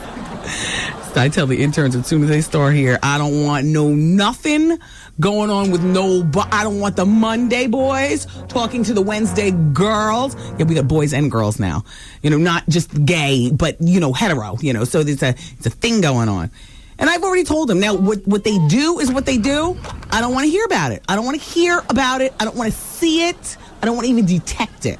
I don't want to know. I don't want to know. Everybody focus. All right, look. The bonus hour is coming up next. I would just, in actuality, I would love to do, gossip, but I would like to talk with you on the telephone. If you want to call about anything, it could be remembering Coretta Scott King. It could be talking about them franchise boys who were up here earlier. A lot of you all have a lot to say about, that down south accent. The people poll question: do you think Isaiah Thomas sexually harassed the woman? Let's talk about Nix Marie and the new case in the child welfare system here in New York, and how the system is failing us, or maybe we as parents are failing our kids. Maybe we as men and women are failing from the inception of choosing who the hell we're going to sleep with no condom. I mean, let's talk. The bonus hour, it starts next on 107.5 WBLS. Thanks. 107.5 WBLS remembers Coretta Scott King. The world owes a tremendous debt, and the world must remember there would never have been a Martin Luther King if it wasn't for Coretta Scott King. There would never have been a civil rights movement without a first lady with the dignity and grace, yet strength, of Coretta Scott King. Keeping the dream alive. 107.5 WBLS. This dude right here, man, Tyrese, is just a hard-working dude, man. And these movie roles you getting now, man, you start messing around with Courage Under Fire, Men of Honor. You starting to mess with that Cuba-type roles that they don't give out to just, like Denzel get that role, Cuba get that role, Sam get that role. Yeah. Man, you over there now. Portier. Yeah. Mm-hmm. You over there, Reese. They've been down that road. Right. But see, for me, it was one of them things where, they've already done it and done it the right way. Right. So all I was looking to do was contribute to the legacy of a dominant black character playing a role in the military or the Navy type of setting and really doing his thing and holding it down, because, you either got to take away from somebody's legacy or contribute. And, I feel like I really contributed because I gave this film everything I had. It's Steve Harvey in the morning, along with Jackie Reed and Nephew Tommy. Weekday mornings, 6 a.m. to 10. 107.5 WBLS. 107.5 WBLS, New York. Let's do it. If you've got it. This is ludicrous. Hey. Let's Mr. X to the Z exhibit. Disturbing the peace. If you've got it, you got it. You flaunt it. What's your name? Wendy Williams. The Wendy Williams Experience. Since you've been listening this far, we're going to throw in a little bonus hour. You ready? How long is this bonus hour gonna last? I'm getting addicted. No, let me tell you, I love this extra hour. Everything is organic here on the bonus hour. Yeah, baby. Hey, yo, check this out. It's Wendy, man. Here it is. It's the bonus hour on the Wendy Williams Experience. 107.5 WBLS, New York. Okay, so Charles's girlfriend of 2 years, Kim, is on the phone, and she wants to talk about the sex or something. She's on line number 1, Goose. Hi, Kim. How are you? Good. How are you? Good. So Charles is 30, and we talked. Did you actually hear it, or did somebody call you? No, I actually heard it, Wendy. I'm on my way home from work. Okay. He loves you. He loves you. I know he did wrong. What are you going to do? Well, listen, Wendy, he forgot to tell you something else. Oh, see? There's always more, you damn men. What is it, okay. girl? He cheated on me the first time, okay? Which, we went through our thing. Okay. I forgave him or whatever. Okay. And just recently, I found out that he has been sending text messages to another female, and she's been returning, sending text messages back to him. What are they saying? Well, can you get away? Because we live together, okay? Yeah. So they've been saying, can you get away this weekend? I miss you. He's sending her a text message that I'll do anything for you. And he's giving me some, BS story about they're just friends. Charles, you're a jerk. Kim, why don't you leave him? I don't know why, Wendy. Well, don't be lazy, Kim. You're 29 years old. You want to get married one day? Yes. You want to have children? Yes. You want to settle down? Yes. Men are men, and, you dump one, you pick up another one's problems. Maybe they're not as bad as Charles. Maybe they're worse. But Kim, twice in 2 years, and this is what you're dealing with? Imagine how he's going to be at another time in life. Or maybe he won't be. Maybe he'll mature up. Well, see, this is the thing, Wendy. He told me he doesn't think that what he did was cheating. Yeah, no, you had intention, Charles. It wouldn't have been so bad if you didn't physically cheat on Kim, almost 2 years ago. But now you're text messaging? Exactly. Kim, you're too good for him. I know, and I don't know if anything had actually taken place, but, I would rather, I forgave him for having sex with another woman. I would rather him go out and have sex with another woman and not be emotionally tied to another woman. Message. I hear you, Kim. We're here. We're here. I understand. Thank you, Wendy. I love you. I love your show. You are so great. Kim, can I just ask you something? Absolutely. So how frequent is the sex with you and Charles in 30 days for the month? Charles gets sex pretty much anytime he wants it, okay? He is not that deprived like he claims he is, okay? The only thing he's deprived of is a professional. Yes. Yes. But considering what has gone on in the past couple of weeks, I'm not putting my mouth on anything. Oh.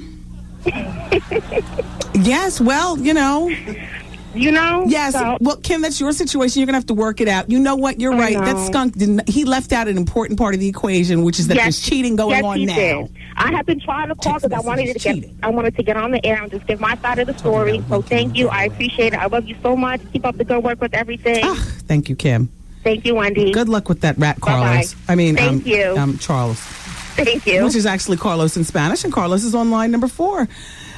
Carlos?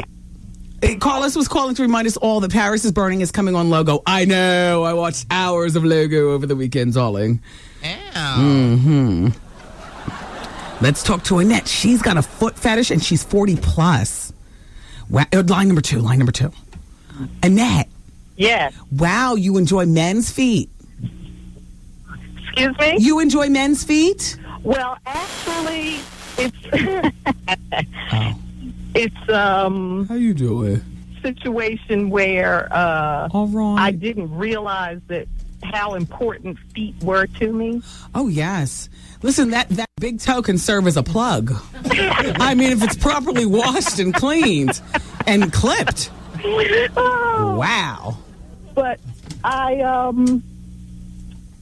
was in a marriage, and I had a problem with these feet on this man from the beginning. Mm-hmm. But I thought to myself, it seems awfully small-minded to be hung up on somebody's feet. Yes.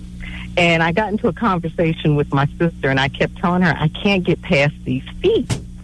And what was so terrible about them? Were they athletic feet, or did he have bumps on them, scales? Wendy, you name it, these feet had it. Oh. And They didn't look like they belonged on a human being. Yes, I got you. But he must have been awfully cute and awfully nice because you went on and married him. He used to model professionally. Okay, so in spite of the feet. So now, what's your deal now? Because you said you're not married anymore and you're 40 plus. But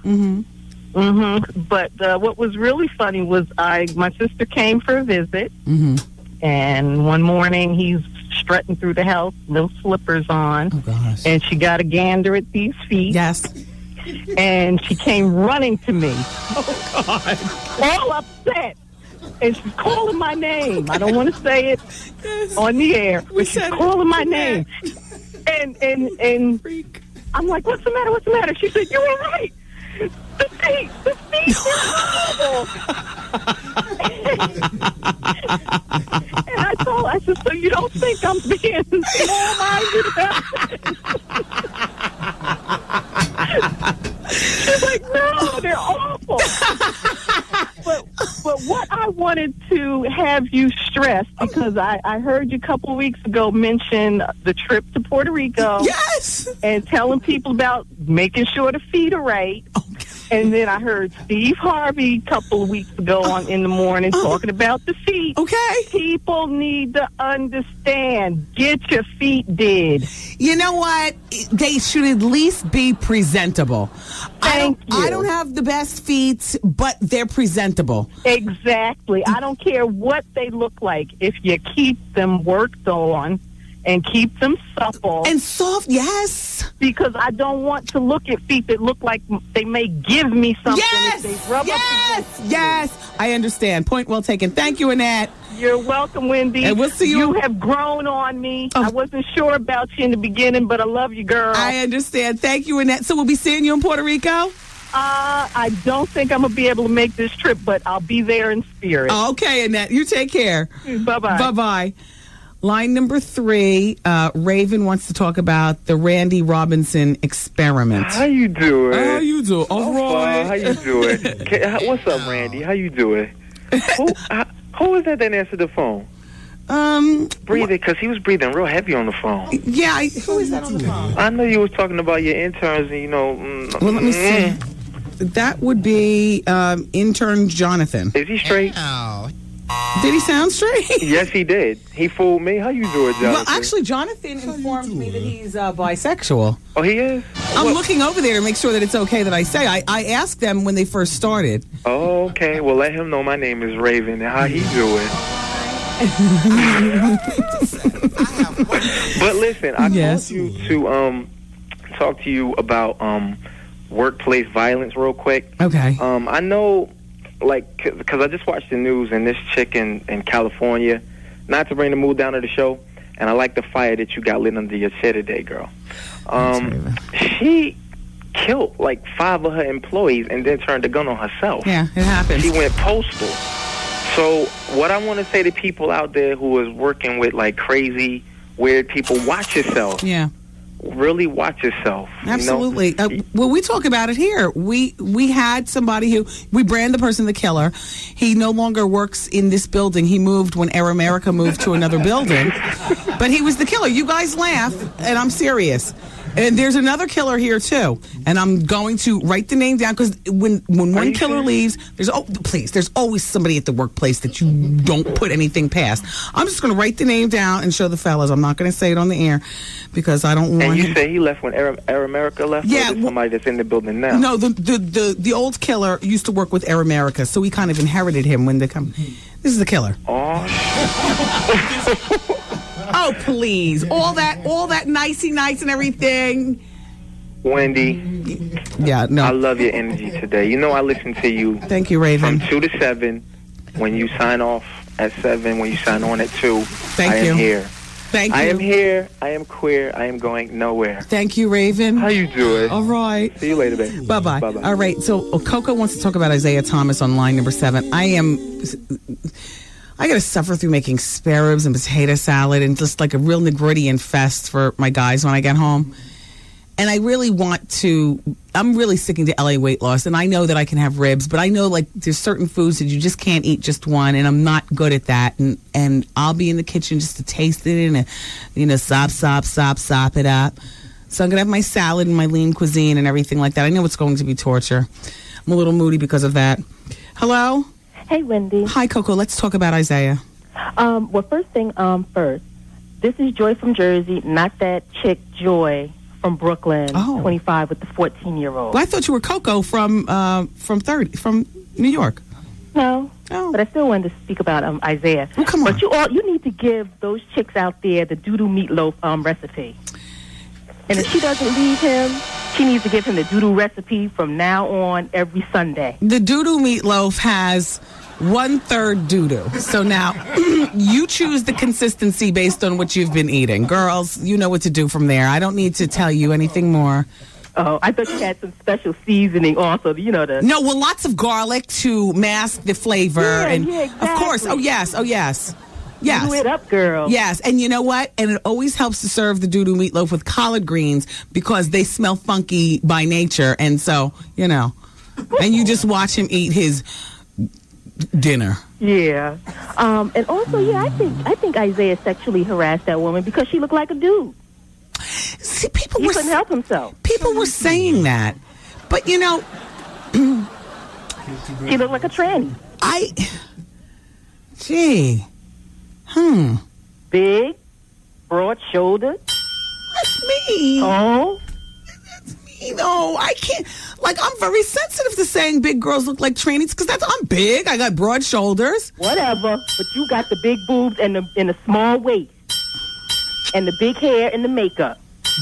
Look exactly like RuPaul Paul, who's a man underneath all that. Well, RuPaul looked like a girl. That chick, she looked like a man. And he probably did try to get a good squeeze, good hug in there. Yeah. And was probably reminiscing. Oh, man, she's able to palm a basketball and stuff back when she was in college. Is that what you're saying? Exactly. Yeah. Tap each other on the butt. Yeah. When they have meetings, she leans in on her knees like she's riding the bench. Exactly. And one more last question. Steve Lindsay does your color? Yes. Okay. Is Steve Lindsay black or white? He's black. Oh, he is? He's black, he's gay, he's snobby, but he's very, very down to earth. Really? Yeah. Okay. He's over at Salon Santa Cruz. Yeah. Yeah, they resume business tomorrow, like most. What's today, Tuesday? Today's Tuesday. Oh, he's working today. Yeah, make an appointment with him. He is very good on color, on natural hair, very good on giving advice on coloring of the weaves or doing the weaves. So you can do low lights and highlights on black girl hair then? Yes. Okay. He's well, thank you, Wendy. You're very welcome. Talk to you later. Take care, Joy. Bye-bye. Bye. Line number 3, Josh wants to talk about Coretta Scott King. And Josh, hi, Josh. How are you, Wendy? Love you, girl. Josh, you sound so queenie. Thank you. And you are so young. You're 15 years old. Oh, don't hate. I know. No. Look, how did the kids perceive you at school? Can you be all out like this? Because back in my day... Shoot, I'm the most popular thing there because, everyone attracts to me, okay? Yes, you have a beautiful personality so far. Do you remember people of a certain age at times, like guys like Josh, would have to painfully be hidden in the cut until they graduated and got away from the jerks? Oh, hell to the no, not me. Mm-mm. Okay. Well, what do you go to the Harvey Milk High School? I own a prep in New Rochelle. Mm-hmm. Oh, I own a prep in New Rochelle. Wow. Right, the rich white. The rich white school. I know. My goodness. Well, that's where they all are. Well, so are you rich? No, I'm black, okay? I got no dough. I have no money. So you got in there on the Splabuvian scholarship. And they probably thought that you were less threatening than a block-hugging little Negro who happens to be smart from say, Brownsville. They don't want no trouble. They want Queenie Josh that satisfies. Yeah, this flaky, light-skinned brother, who's all intelligent. Exactly. Yes. And you're non-threatening. Mm-mm. You are the key of your class. Thank you. Exactly. That's how I do. Okay? I walk down the hall. People always do a double take. I'm like, how you doing? Yes. Okay. It's always in the eyes. It's always in the eyes. Yes. Now, do you date within your high school? Oh, who? Yeah, okay. No, Wendy. Yeah. Wendy. Yes, Josh. Just say it again. Say my name again? Just say it again. No, you say my name. Wendy. All right, let's talk about Coretta Scott King, Josh. Okay, yes. Died at the age of 78. And this is what really got me upset. I go to school today, and I'm like, oh, my God, brother. I'm like, brother, she died. They're like, who? Coretta Scott King. He's like, oh, my God, are you serious? So I go to class, and I'm like, Coretta Scott King died. And they're like, who? And I'm like, have we gotten so comfortable up in this world that we don't even know who she is? I'm like, what? What? I don't think so. If he delivered the message like this, then you understand why it is everybody's confused. I picture him standing in a Catholic schoolgirl skirt, looking like Britney from Oops, I Did It Again, with his brother, Coretta died. What? It's all in the delivery, Josh. But I'm just like, even when I calm down, cute. But, you know, we're all dropping like flies. I mean, you got Lou Rawls, okay, Yes. with the brain and lung cancer. Yes. Richard Pryor, okay, with the MS. No, you got, goodness, you have Coretta, and then you have... A lot of people. Ossie Davis. Thank you. Shirley I mean, Chisholm. what is this? Lamont You know what Bentley. it is? Between It's too much soul food. It's too much soul food. We all need a little L.A. weight loss, okay? Yeah, well, exactly. I guess. All right, take care, Josh. Love you, girl. Bye, honey. Love you. Boy. You know, between 2005 into this, just the beginnings of 2006, Bobby Short, Nipsey Russell, Johnny Cochran, Wilson Pickett the other day, Rosa Parks, and see Dolores Tucker, Rick James, McFadden and Whitehead just died. The only living one just died the other day. And we get comfortable because everybody is a little bit older. You know, it's easy to say, well, everybody's lived a comfortable life. Luther Vandross. All right, come on. Let's come on.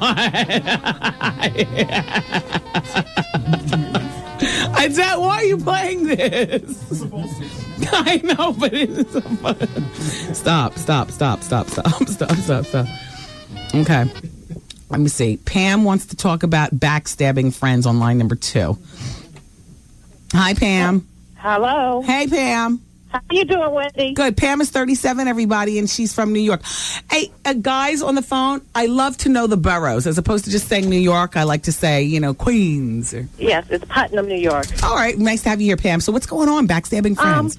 Well, I've had a best friends for 20 years, Wendy. And I got married, had a daughter, had a son. She was my maid of honor. She's my children's godmother, everything. So she married my cousin a couple of years ago. She had a couple of kids, and she just doesn't have time for me.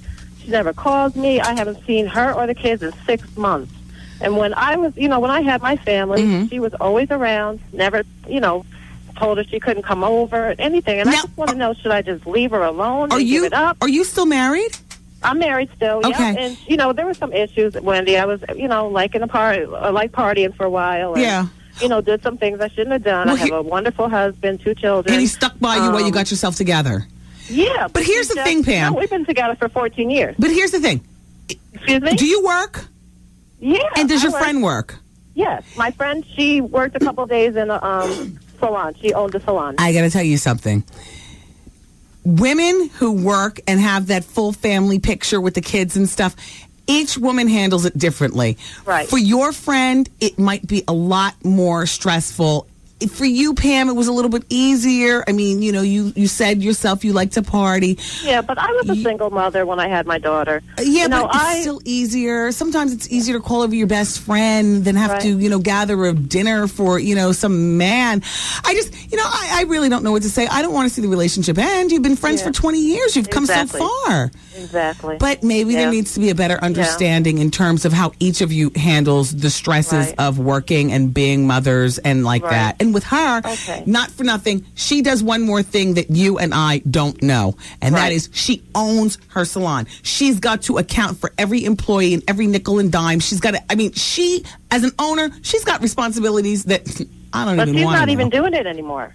She owned it, she sold it, then she worked her for a while, 2 days a week. I work 2 days a week.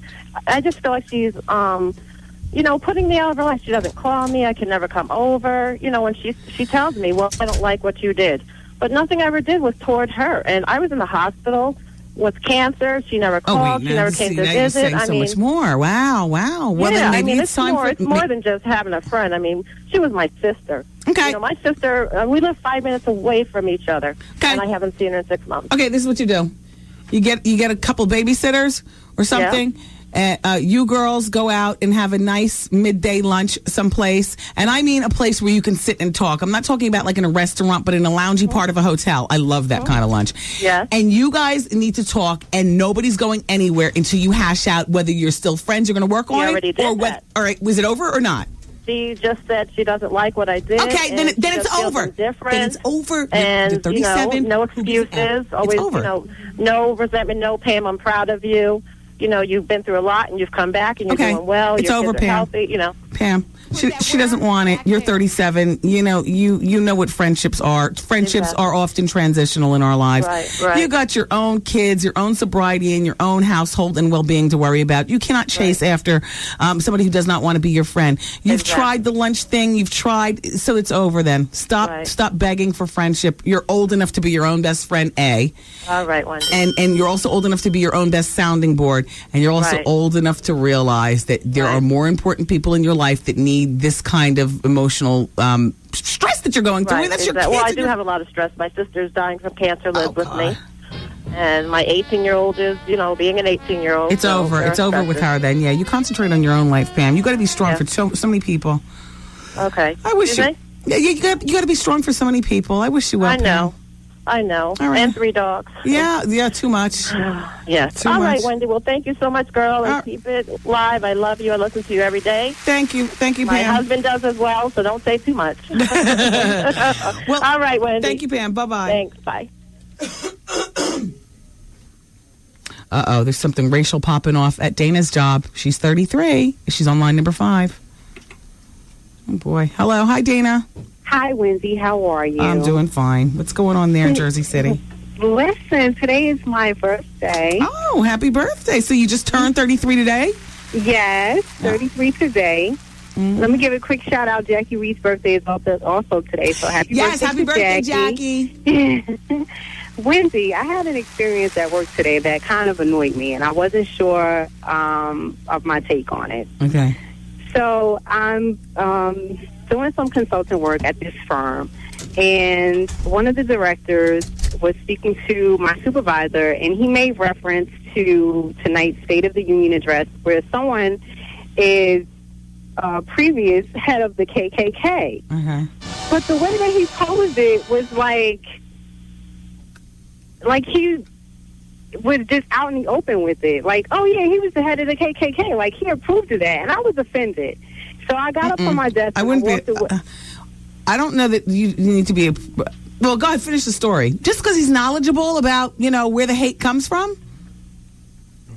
Yeah, but I don't know. I got a bad aura. And being that this is a consultant job, I'm like, is this really the kind of mix that I need to be up in? Because I was very aggravated. Okay, go ahead and finish the story, because maybe there's more to it that we can pull from. Well, after he made the comment, he rushed away because there's 3 other African-American women around him. So he saw all of our heads jumped up and looked at him like, why would you...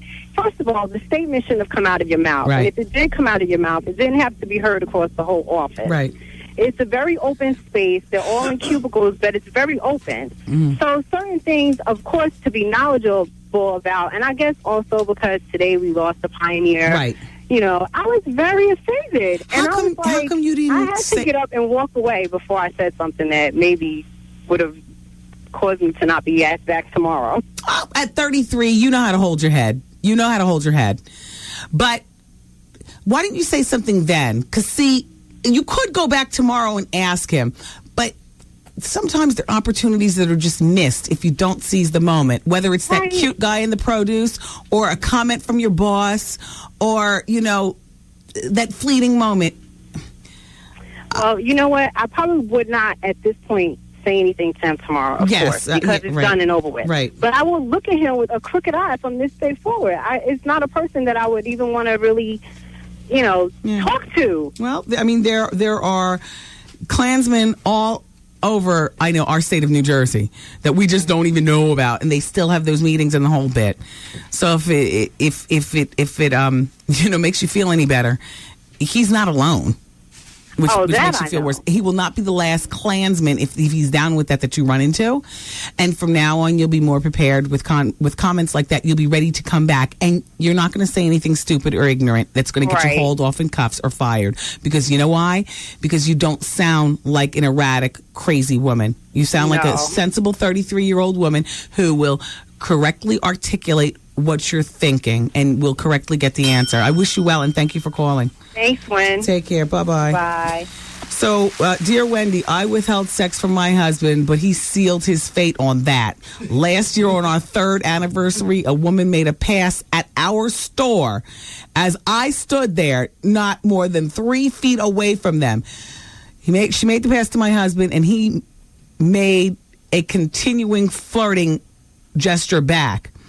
I would have walked out on him on that day, but I need to stay for the money that went into the business. A smarter woman would have been prepared for whatever, including we'll just divide this business up right the hell now.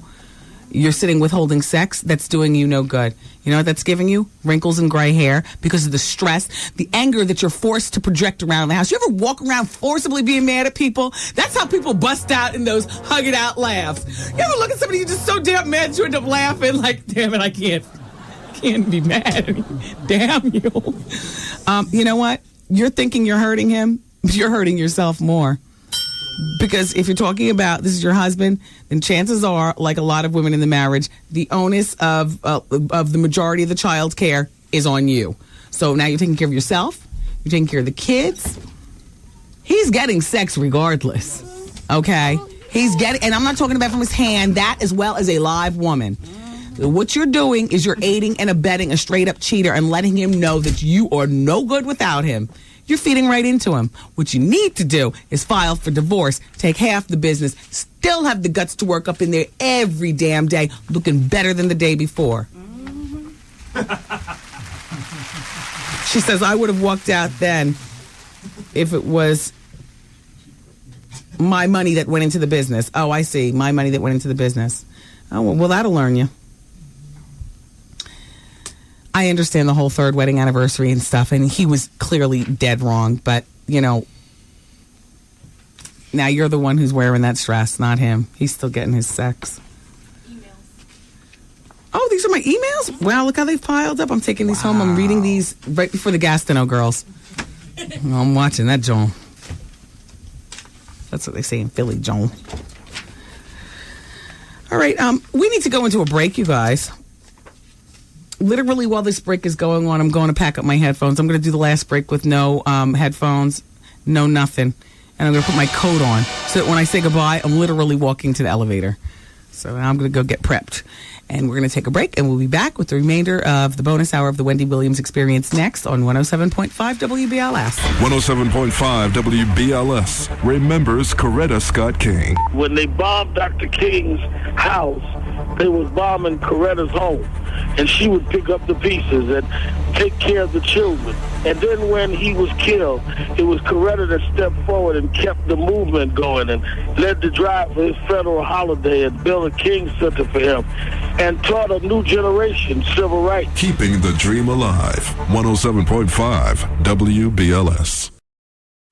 107.5 WBLS presents the WBLS Getaway and Play Trip-A-Day Giveaway as we invite you to be our guest March 30th through April 2nd at the luxurious 5-star El Conquistador Resort and Country Club in Puerto Rico. Lose yourself in the vibrant beauty of this grand hotel perched on a 300-foot cliff overlooking the Atlantic and Caribbean Oceans. Relax and be pampered at the Golden Door Spa. El Con's tranquil bath to inner and outer peace. Hey, this is your man, Steve Harvey, and when you make it to to Puerto Rico, know this. We not only having a golf tournament, we throwing a Freedom Friday party. You don't want to miss it, man. And listen to Steve Harvey mornings at 7:15. He'll give you the times to call in throughout the day to win your way on board the Trip a Day Getaway. Be the 10th caller at 212-545-1075 and pack your bags for the WBLS Getaway and play Trip a Day. Trip a Day to the El Conquistador Resort in Puerto Rico. Or call Share Travel at 1-888-212-4534. Book your trip to join us. Get busy, y'all. We going to Puerto Rico. Steve Harvey and Wendy Williams in Puerto Rico at the same time. Something got to jump off. From 107.5. All right. WBLS. Hey, what's up? This is Corinne Steffens, and you're listening to the Wendy Williams Experience. For one of them, if you could say, like, Cam Stevens, a.k.a., Super. Nope, I don't use it. Nope. Okay, or you could say, like, the name of your book or whatever. Okay. So I'll do it on this first one and put in my name in the book. Okay. Name. Yeah. Hey, what's up? This is Corinne Steffens, author of the book Confessions of a Video Vixen, and you're listening to the bonus hour on 107.5 WBLS. Did you hear her playing it like, I don't use the Superhead name? Please. I don't use it. Yo, the word in the street is that Jimmy Henchman was found guilty of pummeling that second-degree assault with the DJ Zulu thing. My radio brethren, remember it happened like last January and Game was on radio tour? Zulu, who I don't know personally, but, as radio personalities go, we are in this little box and we are trapped. And, and I've worked and heard lots of stories about, people coming up to radio stations, the celebrities, coming up to radio stations and just turning absolutely block in the studio. And then you're, trapped. You know what I'm saying? Like what the hell do you do? So Zulu apparently said something to the effect of, welcome my Vulcan brother, to either Game or Jimmy Henchman or somebody in the entourage. He said Vulcan meaning, those earpieces that you use on your ears. But you just never know how you're going to set somebody off. So apparently set off the whole clique. Zulu's got this multi-million-dollar lawsuit, and now Jimmy Henchman's facing 10 years in prison. Oh, Henchman, the telephone number to the studio. What the hell is going on? We can do this today or tomorrow. And Zulu, we need more to the story. Oh, what the hell? You gotta be kidding me. All the good that has happened in Henchman's clique, and he might be going down for a welcome my Vulcan brother? Wow, man. This hour of the show is brought to you by something new. That's the new Sanaa Lathan play. I want to talk to you about another St. Ives product. I'm a spokesperson. My garage is full of St. Ives. I'll be giving it for every holiday of 2006. But everybody that I know loves St. Ives, so they love it. You know what I'm saying? As soon as the guests come in the pink room, the first thing that the interns are instructed to say, lotion? Squirt everybody up. No excuse for hard hands. St. Ives is on our team. They also are proud sponsors of the U.S. ski team and the snowboard team. I love St. Ives products. When they approached me about, endorsing St. Ives, I said, yes. I buy their stuff. I buy their stuff at Target. I use the facial scrubs. I know we're talking about moisturizers here, but they have a bunch of products, and they're affordable. I've been using St. Ives since college. When you have to figure out what's good, what's going to work, and what's going to be cost effective. St. Ives. And now here I am, older. I could do better, but why? It works. It's great. I don't think that's how they wanted me to do the commercial, so let me just get back on the script. They've got a product called Collagen Elastin Moisturizer. You know what the collagen is? That's the stuff that keeps your skin nice and youthful, the collagen and moisture, youthful and supple. It's not too late to experience St. Ives Collagen Elastin. It's right there at the store. The mall closes at 9 o'clock. The store is open all night. St. Ives. Oh, that might be Jimmy Henchman. I mean, I just want to know. I'm not trying to get all up in anybody's business or anything, but I'm just trying to see, Jimmy, are you going down? Are you going down for a radio interview? 10 years, yo. Game is sure to find a new manager in that time. You know. I have something to give away. Oh, darn. I'll do it after I talk to the people on the phone, though. Let's go to line number 4. Edmundo wants to talk about an Albie Shore sighting. You've got to be kidding me, Edmundo. Oh, yeah. Where? He's down in the Hamptons in Virginia. Oh. 105.3 KISS FM is a new station down there. What is he, like a Quiet Storm show? Yeah, he does a Quiet Storm from 10 to like 3 in the morning. Oh. Oh, yeah. Oh, yeah. Well, you know, this is Wendy? Yeah. This is like... Girl, what's up? Hey. Listen, I went to that Taj Mahal thing with Bobby Brown. Yes. You look so fabulous. I went to the after party, but you know what, though? What? People were complaining. They stupid. Spend some money. You only live once. You know what I'm saying? The party was fabulous. Yeah. I had a good time at the party, too. I'm glad that you were there. And Edmundo, you know, this is Albie Shore's their second or third radio job. He was on yeah. West He's Coast doing real station. good. He's good. The ratings are fabulous. You know, I've met him once before, and he actually tapped me on the shoulder. I saw him up in Mount Vernon. That's where he's originally from. Right. And he was very nice. I mean, the only black eye on his entire thing is that Puffy's son is calling him daddy. Oh, yeah.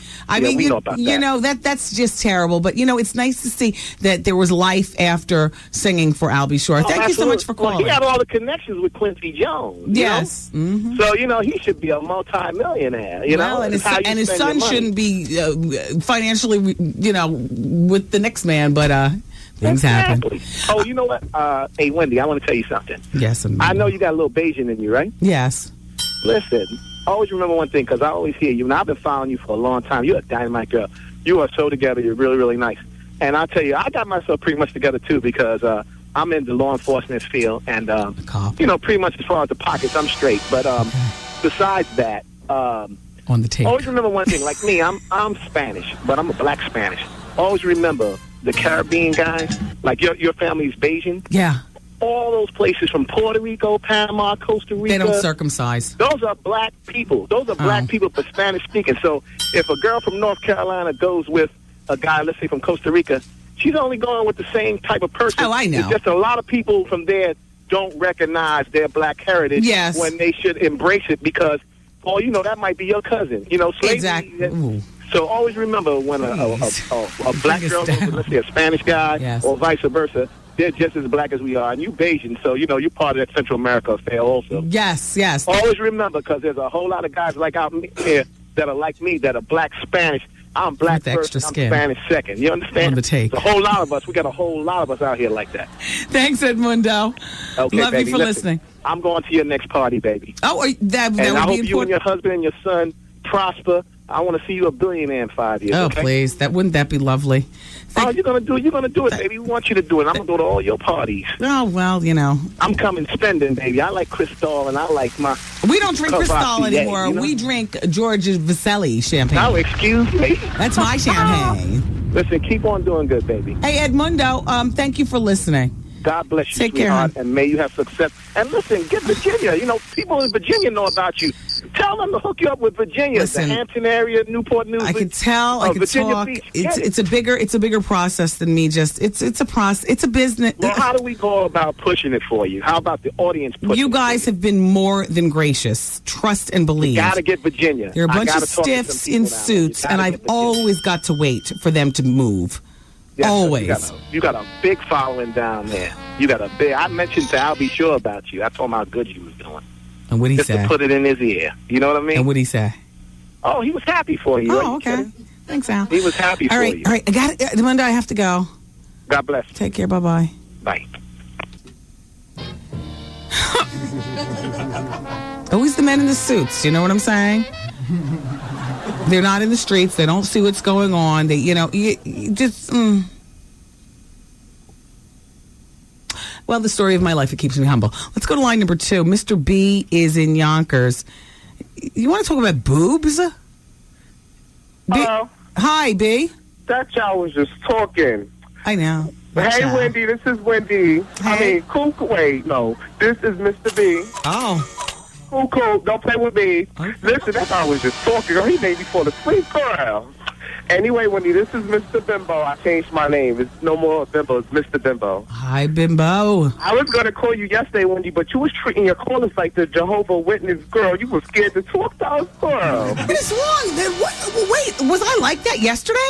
Yeah, she was like, I'm scared to go pick up this phone. That's the way we treat the Jehovah's Witness girl. We look through that hole, and we look, and we not answer the door. Girl, you was doing that to us yesterday. They don't treat us like that, girl. Oh, we damn. don't want to talk about the Bible. I'm sorry. Anyway, Wendy, I changed my name because 2006 Bimbo is doing big things, girl. Okay. I'm gonna have my own apartment because my mother's about to kick me out. Okay. I'm gonna be in school for communications trust. I'm gonna be interning for you.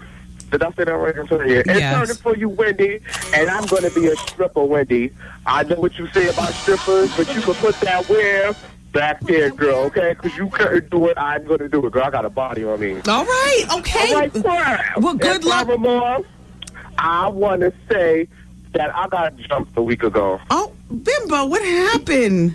After the club, these boys, they jumped. You know what? It's over. After the fight, Wendy, I was ready to walk the runway. Let me tell people who punks who jump people, when you jump somebody, you got to make sure that they get up, that they go home in an ambulance. You don't jump nobody and they walk up looking like Naomi Campbell or Tyra. I was ready to walk, girl. They didn't do. They just hit me over the head with a Snapple bottle. Girl, I got a big old lump on my head. Don't, girl, play with me, girl. And they pulled my friend by the head because he got long hair like Foxy, and they dragged him to the floor. He was like, help me. So I cracked the Snapple bottle. I said, get off my friend. And Wendy, that's not my style. I don't like to fight. You know what I'm saying? Yes, Bimbo. No, girl, I like to talk about people, but I know how to run, girl. You know what I'm saying? Yes! You know, I got my mace now, so if they want it, bring it. I got my mace, but I'm not going to go look for a fight, Wendy. That's not my style, because I do want to live a life. You know, I don't want to be in jail 10 years just for, you know what I'm saying, Wendy? Yes. And one more thing, girl. I want a threesome. You've got too many goals for 2006. First, concentrate on moving out of your mother's house. Bimbo, have a lovely night. Thank you for calling. Can I just say the two people, Wendy? Who? Remy Martin and Jewel Santana. Girl, I want them two, girl. Wow. Remy eating my booty and Jewel. Oh, girl. And I heard from what I hear, Jewel. I gotta go. Goodbye, Bimbo. Goodbye, Bimbo. Renee in Hempstead says, tell Edmundo that Barbados is not in Central America. It's in the Caribbean, the West Indies. Oh, you all. Stop fighting with one another. Ooh. You know what? We need to have some drinks in here tomorrow or something.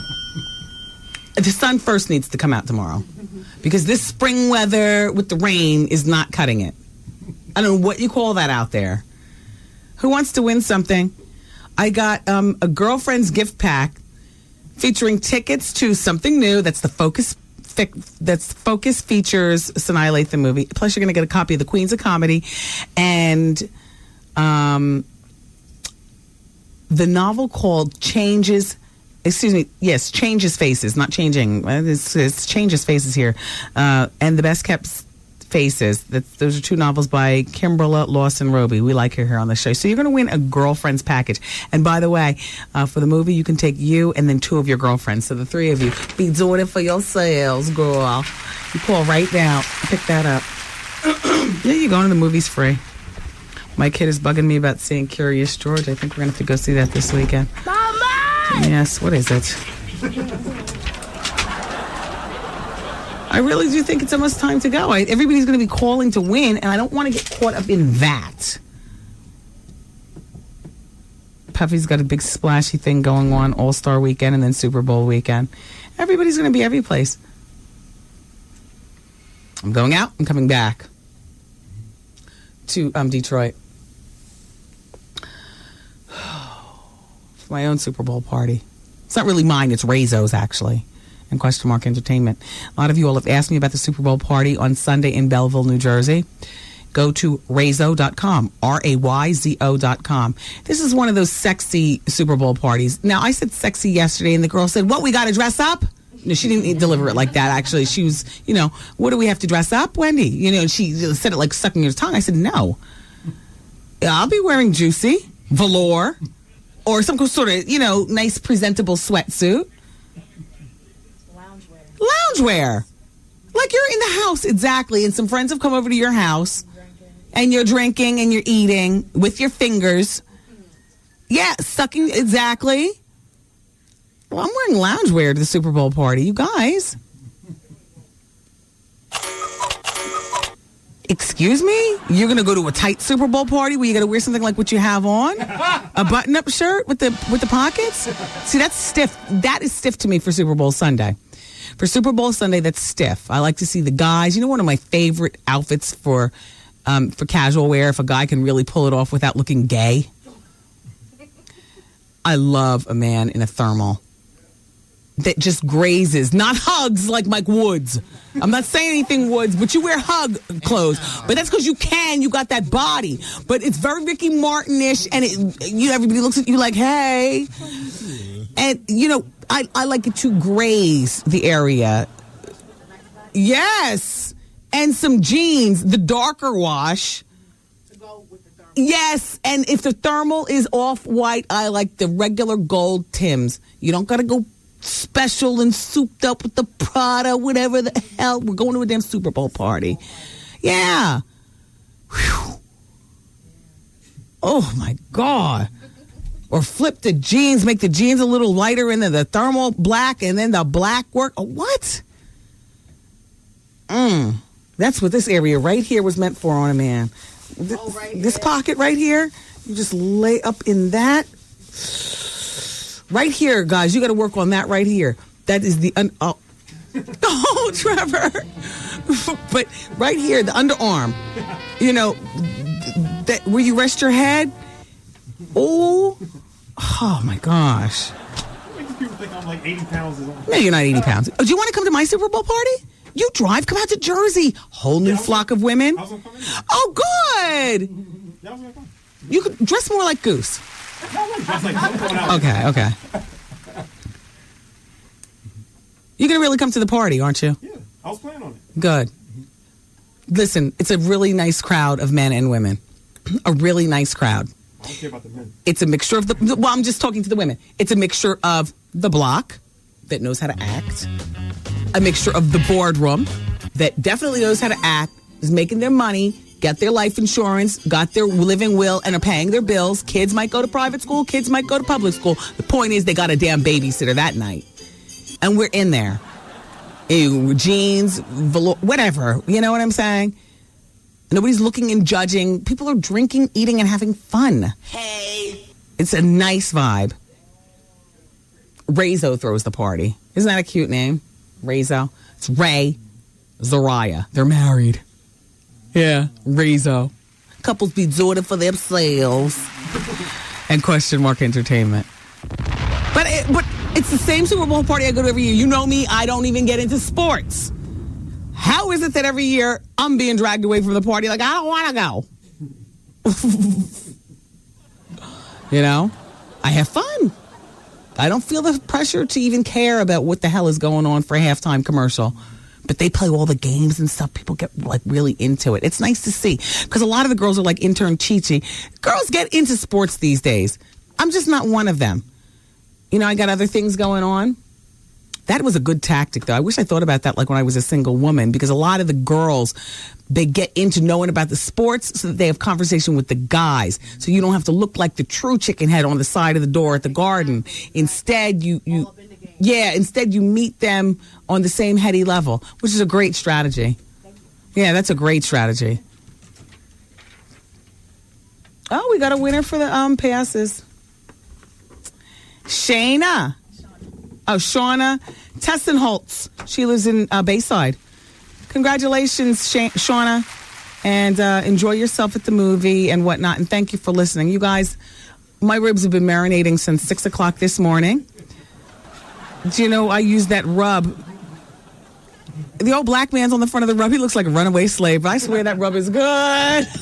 It's beige with white. Uncle Brown or something like that. I got the rub. Damn. I gotta go home. 3 kinds of potatoes in the potato salad, including a sweet potato. That's the key. You gotta put a sweet potato in there, just to infuse a little bit, and Miracle Whip. You got to get down. Yeah. I'm not complaining, but I'll be having lean cuisine. And anyway, I got to go. You all have been a lovely audience. I hope you've been thoroughly entertained today. And, I apologize for, some of the snippiness. I don't do it on purpose, but we're all human, right? Okay. All right, so I'll talk to you guys tomorrow at 2, God willing. Vaughn Harper's up next with The Quiet Storm. Oh, don't forget, if you can you please go by my website between now and before tomorrow at 2 o'clock and answer the people poll question. Actually, I think Taryn changes it like 10 o'clock in the morning. Do you think Isaiah Thomas sexually harassed that woman? Yes or no? And you can go to thewendywilliamsexperience.com. Okay, don't forget to start your day with the Steve Harvey Morning Show and another trip to Puerto Rico tomorrow morning bright and early on 107.5 WBLS. Bye-bye. Oh, bye, I said. Please. As I was walking away, a cool breeze lifted up my skirt. You just saw all my business. Bye means bye. See ya.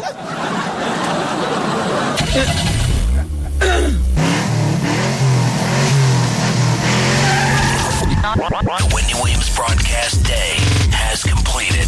Aw, man! And WBLS music starts next. 107.5 WBLS remembers Coretta Scott King. Coretta Scott King was certainly a phenomenal woman. She clearly was the first lady of the human rights struggle. One must remember she gave up her career as one that was studying to be an opera singer when she met Dr. King in Boston when he was attending Boston University, and she was in a conservatory, and went back to her native South in Alabama and helped him to start the movement. Keeping the dream alive. 107.5 WBLS.